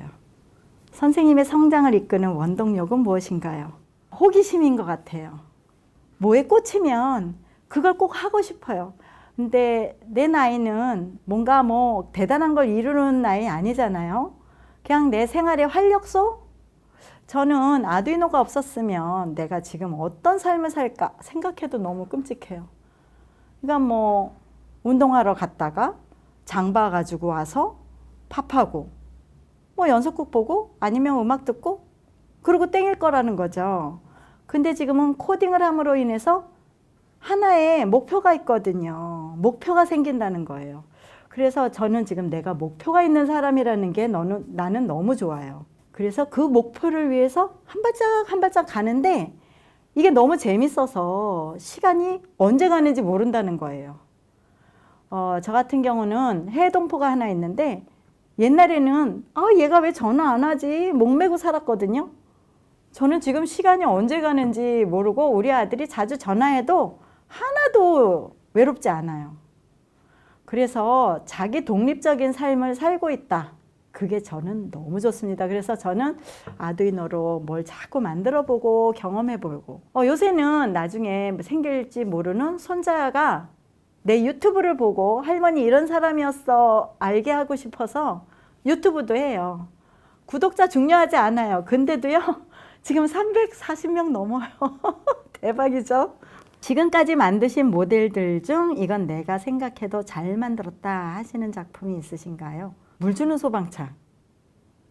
네, 알시카에서 물 주는 거 있거든요. 그거 아이디어가 참신했다라고 나 나름 그냥 자아자찬. 네, 그 다음에 공기청정기도 저는 내 기억에 남는 거고요. 그 다음에 고카트를 만들어 봤다는 거. 제가 그때 아니면 언제 만들어 봤겠어요. 지금 만들려고 그러면 장소가 또 없잖아요. 이게 외국에서 이게 좋은 이유가 창고가 걔네는 가라지 메이킹이 되기가 좋은데 저는 이제 아파트에 살다 보니 그런 게 좀 힘든 면은 있어요. 그래도 베란다 안 튼 걸 지금 너무 다행으로 생각해요. 베란다 안 텄기 때문에 거기서 지금 스마트팜 테스트하고 물 흘리고 난리가 아니거든요. 네, 그래가지고 뭐 니플 사다가 달아보고 테스트해서 물이 새나 안 새나 이런 거 해보고 너무 재밌어요. 학생들을 교육하실 때 선생님만의 노하우가 궁금합니다. 가르칠 때 엄격하신가요? 때에 따라는 엄격해요. 수업 분위기를 흐린다는 거. 그럴 경우에 되게 엄격한 편이에요. 뭐 그러지 않고는 뭐 엎드려서 만들던 뭐를 하던 개의치는 않아요. 근데 저는 이제 학생들한테 자세는 좀 바르게 해라. 왜냐면 나중에 목 디스크라든지 뭐 이런 것들 때문에 자세를 조금 애들한테 스트레칭 하자고 막 이러기도 하고 합니다. 그 다음에 이제 저는 가르칠 때 검색하고 이러는 거를 좀 많이 시켜요. 그리고 자료를 주고 본인들이 알아서 진도 나가게 해요. 처음에는 기본을 가르쳐주고 나머지는 자기들이 응용할 수 있는 그런 식으로 이제 수업을 하려고 노력하고, 똑같은 수업하는 거 내가 재미가 없어요, 제가. 그래서 강의할 때마다 약간의 수정을 하는 편입니다. 최대 관심사는 제가 움직이는 걸 좋아하더라고요. 그래서 자율주행 플랫폼이 어떤 식으로 바뀌는지 그런 것 관심 있고, 그 다음에 제가 엔비디아에서 하는 뭐 젠슨왕의 키노트라든지 그런 걸 좀 많이 보는 편이에요. 왜냐하면 우연한 기회에 그걸 보게 됐는데, 아, 이런 신세계가 있구나, 그런 생각을 했거든요.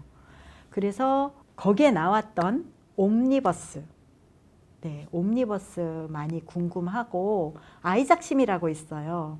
로봇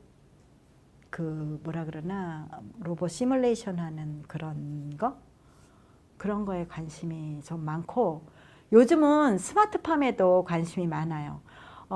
사실은 내년부터 하려고 했는데 올해 강의를 하게 되면서 스마트팜 공부를 많이 하게 됐어요. 그래가지고 스마트팜에 관심이 많아서 스마트팜 AI 인공지능 대회도 사람들을 같이 이렇게 오가나이징 해가지고 출전을 해보고 어떤 식으로 진행이 되는지 궁금했죠. 네. 그 다음에 인스턴스 세그멘테이션이라는 그 기법을 이용해가지고서 데이터 분석하고 이러는 대회도 있거든요. 그래서 어떤 식으로 하나 궁금해서 나가봤어요. 그래가지고 60명 중에 30등? 되게 신기해요. 내가 30등 한다는 게 난 너무 신기했어요. 어쨌든 그런 거에 관심이 많아요. 끝났어요. 네.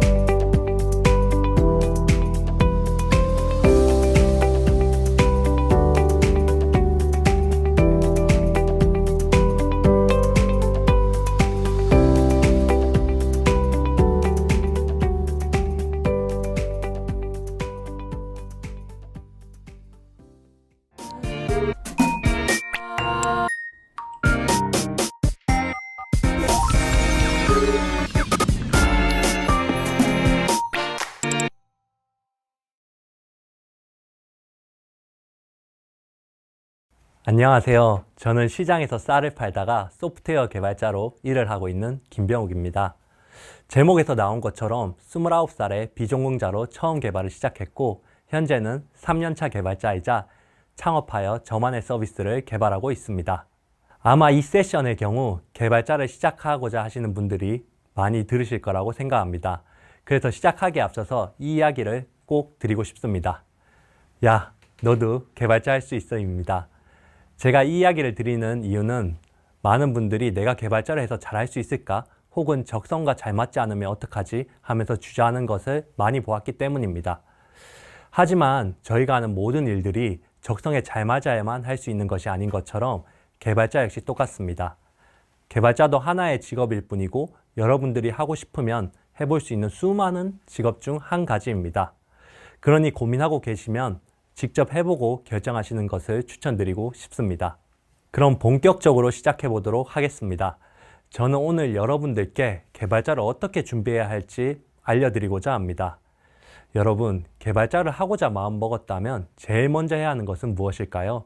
잠시 시간을 내서 생각해 볼까요? 주변에서 많이 듣는 이야기는 요즘 파이썬이 핫하다고 하는데 파이썬부터 공부해봐. 혹은 HTML, CSS부터 공부해. 일 것입니다. 저 역시도 쌀가게를 하면서 개발 공부를 할 때 무작정 HTML, CSS부터 공부를 했었습니다. 하지만 그렇게 해서 개발자가 되진 못했습니다. 많은 분들이 저와 같은 경험이 있으실 거라고 생각합니다. 그럼 도대체 개발자를 하고자 한다면 제일 먼저 해야 하는 것은 무엇일까요? 여러분들이 아직 개발자에 대해서 잘 모른다라고 가정하고 제가 쉬운 예시를 들어서 설명해 보도록 하겠습니다. 지금부터 여러분들의 직업은 국가대표 운동선수입니다. 그리고 4년 뒤 올림픽에 나가야 합니다. 가장 먼저 해야 하는 것은 무엇일까요? 크게 두 가지가 떠오르는데요. 먼저 기초체력훈련과 두 번째는 출전할 종목을 정하는 것입니다. 하지만 이 두 가지 중에서도 우선시 돼야 하는 것은 있습니다. 바로 출전할 종목 정하기입니다. 왜냐하면 출전할 종목에 따라 해야 하는 훈련도 모두 바뀌기 때문입니다. 저희가 수영 선수로 출전할 것인데 축구만 연습하고 있으면 안 되겠죠? 또는 축구 선수로 출전할 것인데 농구 연습을 계속하고 있으면 안 되겠죠? 이 말에는 모두 공감하시고 당연하다고 생각하시겠지만 정말 아이러니하게도 개발자를 준비할 땐 그렇게 하지 않습니다. 일단 파이썬, 자바 언어를 공부하거나 HTML, CSS부터 공부하기 시작합니다. 그리고 그 공부는 오래가지 못합니다. 왜냐하면 방향성이 없기 때문입니다. 따라서 저희가 개발자를 하고자 마음먹었다면 제일 먼저 해야 하는 것은 바로 개발 분야를 정하는 것입니다. 하지만 저희는 어떤 개발 분야가 있는지 모릅니다. 그래서 제가 지금부터 개발 분야에 대해서 하나씩 설명을 드리도록 하겠습니다. 물론 정의가 조금씩 다를 수는 있지만 제가 그동안 느껴왔던 것을 바탕으로 여러분들이 이해하기 쉽게 설명을 드려보도록 하겠습니다. 여기에 보시는 화면은 네이버 회원가입 페이지입니다. 디자이너가 이렇게 디자인을 다 해서 여러분들께 전달해 줬고 여러분들은 지금부터 회원가입 페이지를 개발해야 합니다. 그럼 무엇을 먼저 하면 좋을까요? 개발적인 언어를 쓰지 않고 쉽게 말로 풀어서 이야기를 해보도록 하겠습니다. 가장 먼저 해야 할 것은 이 디자인된 페이지를 웹 브라우저에서 똑같이 나올 수 있도록 개발을 해야 합니다. 네이버 로고를 중앙으로 위치시키고 아이디와 비밀번호와 같은 텍스트를 굵은 글자로 보이도록 해야 할 거고요. 또한 입력창도 만들어줘야 합니다. 그런 다음에 생년월일에 월은 누르면 월이 쭉 나오도록 해야 할 것 같고요. 이렇게 앞에 화면만 개발을 다 하면 과연 끝이 날까요? 아닙니다. 바로 우리 눈에는 보이지 않지만 뒤에서 이루어져야 할 것들이 남아 있습니다. 가입하기를 눌렀을 때 해당 아이디와 중복된 사용자는 없는지, 혹은 이름 안에 특수 문자는 들어가지 않았는지, 이메일 형태는 잘 맞게 들어갔는지, 혹은 인증번호는 잘 맞았는지 등등 이런 것들이 저희 눈에는 보이진 않지만 뒤쪽에서 이루어지고 있고 이런 것들이 모두 이상이 없을 때만 데이터를 저장시켜야 합니다. 이까지 해줘야지만 회원가입 페이지를 모두 만들었다고 할 수 있습니다. 이것을 바탕으로 보면 개발은 크게 두 분야로 나누어집니다.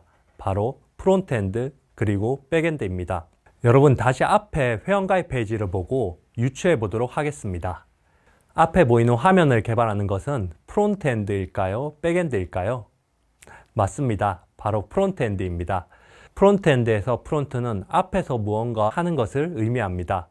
프론트엔드는 앞에 보이는 화면을 개발합니다. 그리고 백엔드는 무엇일까요? 백엔드에서 백은 뒤에서라는 의미가 있습니다. 회원가입 페이지 뒤에서 일어나던 아이디는 중복되지 않는지 혹은 모든 데이터가 다 맞게 들어갔는지 체크하는 것은 모두 백엔드 개발자가 한다고 생각하시면 됩니다. 그래서 크게 개발은 프론트엔드와 백엔드로 나눌 수 있습니다. 하지만 조금 더 자세히 들어가 보면 클라이언트 서버 DB라는 용어도 들을 수 있습니다. 지금 보시는 화면은 네이버 메인 화면입니다. 여러분, 영어 단어 클라이언트는 무엇인가요? 맞습니다. 클라이언트는 고객입니다. 서비스 입장에서 여러분 모두가 클라이언트이고 지금 여러분들이 보는 이 화면 모두를 클라이언트 단이라고 부릅니다. 서비스를 시작하면서 마주하는 모든 화면은 개발에서는 클라이언트 단이라고 표현한다고 생각하시면 됩니다. 저는 평소에 네이버에서 뉴스를 참 많이 보는데요. 그럼 네이버 메인에서 뉴스를 클릭해 볼까요? 저희가 뉴스를 클릭하고 뉴스 기사들이 쭉 나옵니다. 위쪽 카테고리에서 경제를 누르면 경제 관련된 기사들만 보여주고 또 사회를 누르면 사회 관련된 기사들이 나옵니다. 이젠 우리가 정말 익숙해졌지만 사실은 정말 신기한 일입니다. 이것이 어떻게 가능할까요? 바로 클라이언트와 서버가 서로 통신을 하기 때문에 가능합니다. 우리가 사회라는 카테고리를 누르는 순간 클라이언트에서 서버로 요청을 보내게 됩니다. 사회 관련된 기사 줘 라고 요청을 보내게 되고 그럼 그 요청을 받은 서버는 데이터베이스에서 사회 관련된 기사들만 가지고 와서 클라이언트로 다시 보내주고 여러분들이 보는 이 모든 화면이 그려지게 됩니다. 그럼 다시 돌아와서 프론트엔드 개발자는 클라이언트 단을 개발할까요? 서버를 개발할까요? 맞습니다. 프론트엔드 개발자는 고객이 마주하는 클라이언트 단을 개발하는 개발자입니다. 그럼 백엔드 개발자는 무엇을 개발할까요? 백엔드 개발자는 뒤쪽에서 돌아가는 서버 로직들을 개발하고 데이터베이스를 설계한다고 생각하시면 됩니다. 여러분이 개발자로 입문하고자 하면 4개의 분야가 있습니다. 프론트엔드, 백엔드, 데브옵스, 데이터 사이언티스트입니다. 데브옵스와 데이터 사이언티스트는 처음 들어보신다고요? 오늘은 시간 관계상 가장 많은 분들이 개발자로 입문하는 프론트엔드와 백엔드에 집중해서 설명드릴 예정이라 간단하게 이야기만 드리자면 데브옵스는 서비스가 돌아가기 위해 전체적인 인프라 구조를 담당하는 개발자라고 생각하시면 되고 데이터 사이언티스트는 무수히 쌓여진 데이터를 유의미하고 활용 가능한 데이터로 바꾸는 개발자라고 생각하시면 됩니다. 다시 돌아와서 프론트엔드부터 이야기를 해보자면 프론트엔드 안에서도 다양한 분야로 나뉘어집니다. 먼저 크게 우리가 휴대폰 스토어에서 다운받아 사용하는 앱과 네이버와 같은 웹브라우저에서 접속하는 여러 웹사이트들, 즉 외부로 나눌 수 있습니다. 또 앱 안에서도 안드로이드, iOS로 나뉘어집니다. 따라서 본인이 프론트엔드 개발자로 시작한다면 앱을 할 것인지 웹을 할 것인지 결정하시고 앱을 하고자 결정하시면 안드로이드를 할 건지 iOS를 할 것인지 결정해야 합니다. 그에 비해 서버를 개발하는 백엔드는 따로 웹과 앱으로 나눌 필요가 없습니다. 그럼 과연 어떤 분야로 먼저 시작하면 좋을까요? 먼저 현재 학생이시라고 하시면 한 분야에 집중하지 말고 프론트엔드, 백엔드 모두 경험하며 개발에 대한 재미를 잃지 않으셨으면 좋겠습니다. 결국 프론트엔드, 백엔드 모두 있어야 서비스가 작동할 수 있기 때문입니다. 하지만 여러분이 지금 당장 빠르게 개발자로 취업을 해야 한다면 분야를 골라서 공부를 하시는 것이 유리합니다. 왜냐하면 회사에서는 개발자를 뽑을 때 분야별로 뽑기 때문입니다. 따라서 우리도 거기에 맞추어서 한 분야를 깊게 공부하는 것이 유리합니다. 하지만 아직 프론트엔드, 백엔드 둘 다 경험해보지 못했는데 고민이 되신다고요? 사실 크게 고민하거나 걱정하실 필요는 없습니다. 왜냐하면 한 분야를 선택했다고 그 분야만 쭉 하는 것은 아니기 때문입니다. 결국 2년, 3년 한 분야를 파다 보면 자연스럽게 다른 분야도 학습할 기회가 생기고 또 언제든지 원한다면 해당 분야로 갈 수 있기 때문입니다. 그래서 간단하게는 본인이 눈에 보이는 것을 만드는 것을 좋아한다면 프론트엔드를, 다양한 케이스를 고려하여 설계하고 예외 처리들을 해주면서 뒤쪽에서 돌아가는 것들을 만들고 싶다면 백엔드를 선택하는 것을 추천드립니다. 또한 프론트엔드 중에서도 본인이 웹 서비스를 만들고 싶다면 웹 프론트엔드를, 앱을 만들고 싶다면 본인이 관심 있어 하는 게 안드로이드인지 iOS인지에 따라서 선택하시면 됩니다. 일단 분야를 정해서 개발자로 입문하고 그 이후에 하나하나 늘려가면서 결국 풀스택 개발자로 나가시는 것을 추천드립니다. 그럼 개발 분야를 정한 다음에는 무엇부터 하면 될까요? 사실 개발자가 되고자 한다면 먼저 개발 분야를 정한 뒤 학습할 개발 언어가 나와야 합니다. 프론트엔드 개발자가 되고자 하면 파이썬 언어를 학습하는 것은 크게 소용없을 수 있습니다. 또한 백엔드 개발자라고 하면 HTML, CSS를 공부하는 게 크게 소용이 없을 수 있습니다. 따라서 본인이 정한 분야의 학습 루트를 따라가야 합니다. 제일 먼저 내가 선택한 분야의 개발 언어를 학습해야 합니다.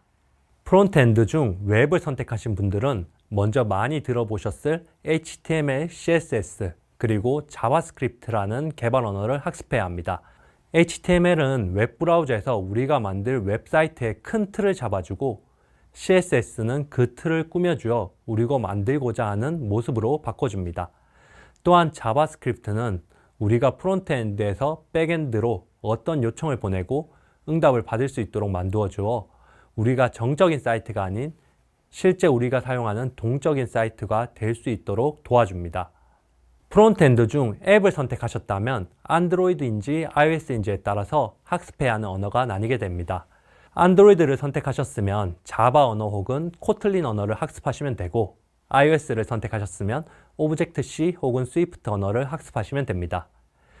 이렇게 같은 앱이지만 배워야 하는 언어부터 다릅니다. 네, 왜 제가 앱 안에서도 안드로이드, iOS를 나눠서 학습해야 한다고 하는지 이젠 이해가 되시죠? 백엔드 분야를 선택하셨으면 파이썬 혹은 자바스크립트 중에서 선택하시면 됩니다. 물론 다른 언어들로도 가능하지만 서버를 개발할 때 가장 많이 사용하는 언어들입니다. 저 역시 백엔드 개발자로 처음 개발자를 시작했고 제가 선택했던 언어는 파이썬이었습니다. 파이썬 언어는 쉽고 간결하여 다양한 예외 처리가 필요한 서버에 적합합니다.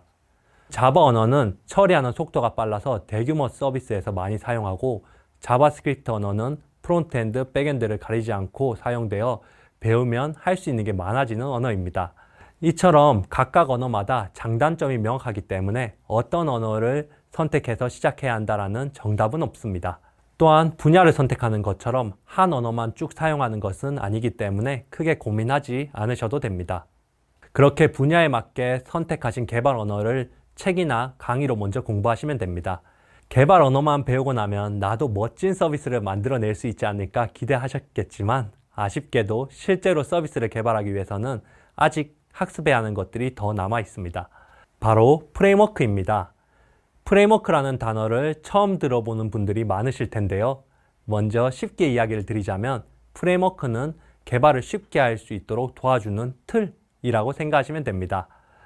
아직 조금 어렵다고요? 그럼 조금 더 쉬운 예시를 들어보도록 하겠습니다. 만약에 우리가 부대찌개를 만든다고 하면 어떻게 해야 될까요? 크게 방법은 두 가지가 있습니다. 먼저 재료를 하나부터 열까지 모두 준비해서 얌얌장을 만들고 직접 하나하나 만들 수도 있지만 더 쉽게 하는 방법도 있습니다. 바로 부대찌개 밀키트를 구매하는 것입니다. 부대찌개가 우리가 만들고자 하는 서비스라고 하면 프레임워크는 밀키트라고 생각하시면 됩니다. 그만큼 생산성이 훨씬 높아지겠죠? 그렇다 보니 서비스를 개발할 때 대부분 프레임워크를 이용하게 됩니다. 프레임워크는 각각의 개발 언어에 따라서 다 다릅니다. 따라서 해당 언어에 맞는 프레임워크까지 공부해 주셔야 합니다. 개발 언어를 학습하고 그에 맞는 프레임워크까지 공부했다면 이제 본격적으로 우리는 작은 서비스를 만들 준비가 되었습니다. 이것을 우리는 프로젝트라고 하는데요. 이 프로젝트를 하나, 두 개 하다 보면 여러분들이 개발자로 입문할 준비가 되어가고 있는 것입니다. 개발자가 되기 위해서는 분야를 정하고 분야에 맞는 개발 언어를 학습하고 언어에 맞는 프레임워크까지 공부한 뒤 프로젝트를 한다라는 이 순서를 기억해 주시면 됩니다. 개발자가 되기 위한 전체적인 루트를 배웠다면 이제 공부를 해 나갈 차례입니다. 그럼 개발을 배울 수 있는 곳들에 대해서도 알아보겠습니다. 개발 공부를 배울 수 있는 곳은 크게 세 곳으로 나눌 수 있습니다. 첫째는 온라인 인강을 통한 독학, 두 번째는 개발자를 양성하는 부트캠프를 통해서, 세 번째는 국가에서 일정 부분 지원을 받을 수 있는 국비 지원 학원입니다. 먼저 온라인 인강을 통한 독학의 경우 이미 좋은 강의들과 컨텐츠들이 너무나도 많이 있습니다. 네이버에서는 에드위드라는 교육 플랫폼을 운영하고 있고, 그 밖에도 유데미, 인프런, 패스트캠퍼스 등 다양하게 개발들을 배울 수 있는 플랫폼 등이 있습니다. 뿐만 아니라 좋은 서적들도 많으니 저렴한 가격에 그리고 본인이 원하는 시간에 학습을 할 수 있습니다. 금전적으로나 시각적으로 제한이 있는 분들께 좋은 선택지가 될 수 있습니다. 다음으로는 부트캠프입니다. 부트캠프라는 용어가 처음 들어서 생소하신 분들이 많으실 텐데요. 쉽게 이야기를 드리면 개발자를 전문적으로 양성하는 학원이라고 생각하시면 됩니다.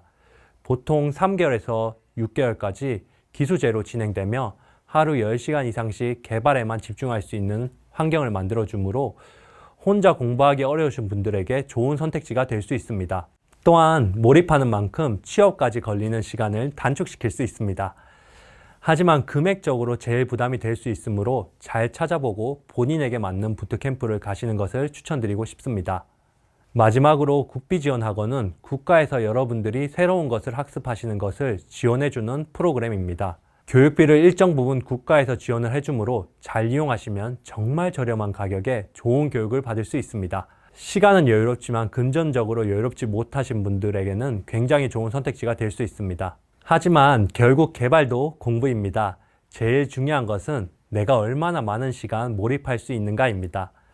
따라서 본인이 제일 개발 공부에 몰입할 수 있는 방법을 찾아서 하시는 것을 추천드리고 싶습니다. 제가 준비한 세션은 아쉽게도 여기까지입니다. 마치기 전에 마지막으로 개발자를 준비하시는 분들께 이야기를 드리고 싶은 것은 불가능하다와 어렵다를 똑같이 생각하지 않으셨으면 좋겠다입니다. 앞으로 개발자를 준비하면서 본인의 상황 혹은 여러 가지 이유들로 포기하고 싶을 때가 많을 것이라고 생각합니다. 온라인에서 혹은 주변에서 이미 나이가 많아서 안 된다, 비전공자라서 안 된다 등 여러 안 좋은 이야기들을 직접 접하실 수도 있고, 함께 공부를 시작한 주변 친구들과 비교하며 좌절하실 수도 있습니다. 하지만 이 모든 것들은 어디까지나 어렵다이지 불가능하다는 것은 아닙니다. 조금만 찾아보면 그 어려운 것들을 해낸 사람들이 주변에 너무나도 많이 있습니다. 따라서 어렵다에 집중하지 마시고 해낼 수 있다에 더 집중하시면 좋을 것 같습니다. 그게 앞으로 우리 인생을 더 아름답고 멋지게 만들어가는 시작이 아닐까요? 요즘은 100세 시대라고 이야기합니다. 그 말은 살아가면서 최소 몇 번은 직업을 바꿀 수 있다는 것입니다. 저는 시장에서 쌀을 팔다 개발자라는 새로운 직업에 도전을 하면서 개발자가 되어서 행복한 게 아니라 원한다면 언제든지 새로운 직업을 가질 수 있구나 라는 자신감을 가질 수 있게 되어 행복해졌습니다. 여러분도 그러시기를 진심으로 바랍니다. 곧 여러분들과 멋진 개발자로 만나 뵙기를 희망합니다. 감사합니다.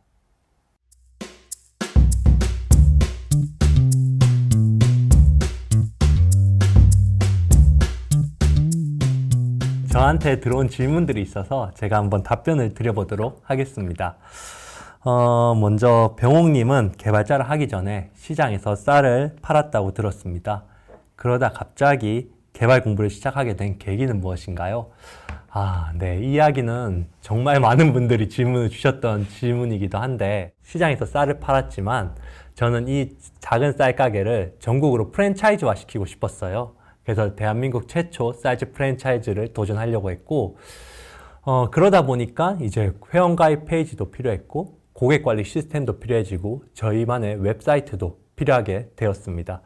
그런데 그런 것들을 준비해가는 과정에서 개발자들과 소통할 일들이 생겼고, 너무나 답답한 부분들이 많았어요. 그러다가 내가 직접 개발자를 한번 해봐야 되겠다라는 갈증이 많이 생기게 됐고, 쌀 가게를 여러 가지 상황들로 인해서 마무리하게 되면서 그러면 이 기회에 내가 소프트웨어 쪽 창업을 해봐야 되겠다. 그러면 내가 개발을 배워봐야지 하면서 3년 동안 개발자로 일을 해보자 라고 생각을 하고 개발자를 시작하게 되었습니다. 그래서 3년 동안 개발자로 열심히 일을 했고, 현재는 이제 제가 원하는 소프트웨어 쪽 창업을 해서 이제 제가 운영하는 어플리케이션을 위주로 개발하고 있습니다. 다음 질문은 비전공자로 개발자를 도전하며 겪은 어려운 점, 유리했던 점은 무엇일까요? 인데요. 사실 비전공자로 개발자를 시작하면 크게 불리한 점도 없고 크게 유리한 점도 없습니다. 결국 개발이라는 것은 스스로 공부를 계속 해가야 되는 부분이라서 전공자라고 해도 개발자가 된 다음에 계속 공부를 해가야 되고요. 비전공자라고 하면 조금 그게 늦었을 뿐이지 지속적으로 공부를 해서 충분히 따라갈 수 있습니다. 다만 조금 더 유리하다고 할 수 있는 것은 저희가 아무튼 다른 전공을 하면서 또 다른 일들을 하면서 다양한 사람들과 소통을 했었잖아요. 결국 개발자도 한 개의 직업이고 일이기 때문에 다른 사람들과 함께 일을 하고 소통하는 과정이 굉장히 중요합니다. 그런 부분이 본인이 조금 더 잘할 수 있다고 하면 그게 조금은 더 유리한 점이 될 수 있을 것 같습니다. 병욱님의 개발 공부법을 공유해 주세요. 사실 저 같은 경우에는 개발이라는 게 저랑 정말 잘 맞진 않았어요. 그래서 뭔가 한 가지를 계속 깊게 공부하는 게 어렵더라고요. 그래서 저 같은 경우에는 계속 프로젝트를 해나갔습니다. 뭔가 이런 아이디어가 떠오르면 이런 서비스를 만들어 보고 또 이런 아이디어가 떠오르면 이 서비스를 만들어서 또 출시를 해보고 이러는 과정에서 개발 실력들을 조금씩 쌓아갔고 백엔드로 시작했지만 웹도 전혀 거리낌 없이 하고 있고 앱 역시도 거리낌 없이 개발하고 있어서 저는 계속 이렇게 학습하기 위해서 노력했던 것 같아요. 다음 질문은 실제 개발자를 준비하고 4개월 만에 취업했다고 이야기를 들었습니다. 혹시 빠르게 취업하신 비결이 있으신가요? 네요. 맞습니다. 제가 실제로 개발자를 본격적으로 준비하고는 4개월 만에 취업을 할 수 있었는데요. 그게 가능했던 이유는 이건 약간 꿀팁이긴 한데 저 같은 경우에는 제가 개발 언어를 배우고 프레임워크를 배우고 또 서비스를 만들면 된다라고 했잖아요. 저 같은 경우에는 개발 언어를 배울 때부터 개발 공부를 너무 하기 싫은 거예요. 그래서 틈이 날 때마다 내가 나중에 어떤 서비스를 만들까 기획을 먼저 해놨어요. 요즘에는 그런 기획을 할 수 있는 툴들이 굉장히 많습니다. 뭐 어도비 XD나 피그마 같은 툴들 굉장히 쉽게 사용할 수 있어요. 그래서 저는 개발 언어를 배우는 단계부터 나중에는 이런 서비스를 내가 만들 수 있지 않을까라고 눈에 보이는 기획들을 해놨었고 이 프레임워크를 배우는 순간부터 저는 이걸 같이 만들어 갔어요. 프레임워크를 배울 때 뭐 오늘은 회원가입 기능을 배우겠다 라고 하면 내 서비스에도 회원가입 기능이 필요한데 라고 해서 저녁에는 복습 삼아서 그 기능을 만들어서 붙였고 결국에는 이 프레임워크가 끝났을 때 서비스 2개를 완성시킬 수 있었습니다. 그래서 다른 친구들은 프레임워크 배우고 나중에 서비스를 만들기 시작했을 때 저는 이미 다 만들어졌으니까 그걸 바탕으로 바로 취업 준비를 할 수 있었고 취업 시기를 꽤나 많이 앞당길 수 있었어요. 그래서 이거는 꿀팁인데 제가 알려드리고 가도록 하겠습니다. 다음 질문은 회사에서 어떤 역할을 주로 맡아서 진행하셨나요? 인데요. 저는 다노라는 회사에 처음 입사를 했었고 다노샵이라는 커머스가 있어요. 그 커머스의 백엔드 개발자로 처음 일을 시작했고 여기에서 다양한 기능들과 프로젝트를 맡아서 했고 제일 마지막에는 새벽 배송, 그 커머스의 꽃은 새벽 배송이라는 말이 있거든요. 그 새벽 배송을 전체 맡아서 개발한 다음에 마무리를 하고 회사를 나오게 되었습니다. 저한테는 굉장히 좋았던 기회였던 것 같아요. 왜냐하면 한 서비스 전체를 다 맡아서 개발해 볼 수 있는 기회가 그렇게 많지 않잖아요. 하지만 적당한 크기의 회사에 들어갔고 그 서비스를 다 맡아서 개발해 볼 수 있었다는 것은 저한테 정말 큰 행운이었다고 생각합니다. 다음 질문은 비전공자로 현업에서 근무하시면서 가장 어려웠던 점은 무엇인가요? 전공생이랑 많이 차이가 나나요? 인데요. 비전공자로서 현업에서 이제 업무하면서 가장 어렵다라는 점보다는 개발자라는 직군으로 처음 시작을 해서 업무를 하면서 어려웠다라고 느꼈다라고 볼 수 있는데 결국에는 개발만 잘하면 되는 게 아니라 그 사람이 어떤 걸 원하는지 명확히 캐치하고 또 이거를 바탕으로 어떤 식으로 개발로 쉽게 풀 수 있을지를 같이 해야 되는 거예요. 그렇다 보니까 커뮤니케이션하고 정확한 의도를 파악하고 이것을 내가 어떻게 개발로 구현할 수 있을까? 이 전체적인 과정을 생각하고 설계하는 게 처음에는 좀 어려웠고 이런 것들도 결국 차차차 익숙해지더라고요. 그리고 전공생이랑 많이 차이 나냐는 아까 이야기 드렸던 대로 당연히 공부한 게 전공생분들이 많기 때문에 더 잘할 수는 있지만 저희도 지속적으로 계속 학습해 나가고 또 개발자도 똑같이 1이기 때문에 다른 커뮤니케이션이나 원하는 것들을 명확하게 파악하는 것만 하더라도 많은 부분 극복할 수 있어서 일단 크게 걱정하지 않으셔도 된다라고 이야기를 드리고 싶습니다. 다음 질문은 개발자로 커리어 변경을 고민하시는 분들께 해주고 싶은 조언이 있으신가요? 인데요. 사실 제가 많이 뭔가 상담을 드리기도 하고 개발자를 입문하시는 분들을 도와드리기도 하는데 제일 많이 고민하시는 게 과연 개발자가 나와 적성이 맞을까? 이걸 정말 고민하시더라고요. 그래서 저는 이걸 명확하게 이야기 드리고 싶은 게 주변에 아무리 백날 물어보고 듣고 해도 본인과 적성이 맞을지 판단하기 어렵다입니다. 결국 본인이 그냥 개발 공부를 하는 것과 또 개발자로 일을 하는 건 완전히 다른 일이고요. 본인이 개발자로서 일을 해봐야지만 적성이 맞는지 아닌지 알 수 있기 때문에 개발자를 한번 해보고 싶다라고 마음이 드셨으면 최대한 공부에 몰입해서 빠르게 개발자가 되고 그리고 개발자로 일을 하면서 본인과 적성이 맞는지 안 맞는지 판단해 보시라고 이야기를 드리고 싶어요. 그래서 뭔가 지금 개발자를 해봐야 되나 과연 내가 잘할 수 있을까 고민하신다면 저는 최대한 빠르게 개발자로 입문하시는 걸 추천드리고 싶습니다. 다음 질문은 어떤 분들이 병욱님의 SEF, SEF 2022 강의를 들으면 좋을까요? 인데요. 사실 제가 이야기를 드리는 거는 아무것도 모르는 분들이 처음 어떻게 개발자를 시작하면 좋을지, 즉 저도 쌀 팔다가 처음 개발자를 시작할 때 무엇을 해야 되는지 아무것도 몰랐어요. 근데 그런 부분에 있어서 방향성을 잡고 싶다라고 하시는 분들이 제 강의를 들으셨으면 좋을 것 같다라고 이야기를 드리고 싶네요. 그래서 큰 틀을 잡을 수 있다라고 이야기를 드리고 싶습니다. 마지막으로 개발자를 준비하는 분들께 해주고 싶은 이야기가 있나요? 인데요. 개발자 좋아요. 네, 좋고 개발자로 일을 하면서 제가 할 수 있는 일들이 정말 많아졌어요. 왜냐하면 옛날에는 아이디어가 떠오르면 그냥 지나갔던 경우도 정말 많았지만 이제는 무언가 저희가 바로 만들어 볼 수 있잖아요. 제가 살아가면서 굉장히 많은 아이디어들이 떠오르고 그런 것들을 만약에 본인이 때때로 만들 수 있다라고 하면 그건 정말 할 수 있는 일들이 많아진다라고 생각하거든요. 그래서 저는 그냥 개발자도 그냥 한 개의 직업으로서 한번 경험을 해보시라고 이야기를 드리고 싶어요. 물론 들어와서 잘 안 맞으면 본인이 하던 일로 언제든지 돌아가셔도 되니까 그냥 본인이 해보고 싶으면 크게 부담 가지지 않고 개발자도 직업으로서 한번 해보기를 추천드리고 싶습니다. 네, 그러면 앞으로 개발자로 또 함께 인사드리는 날을 기대하도록 하겠습니다. 감사합니다.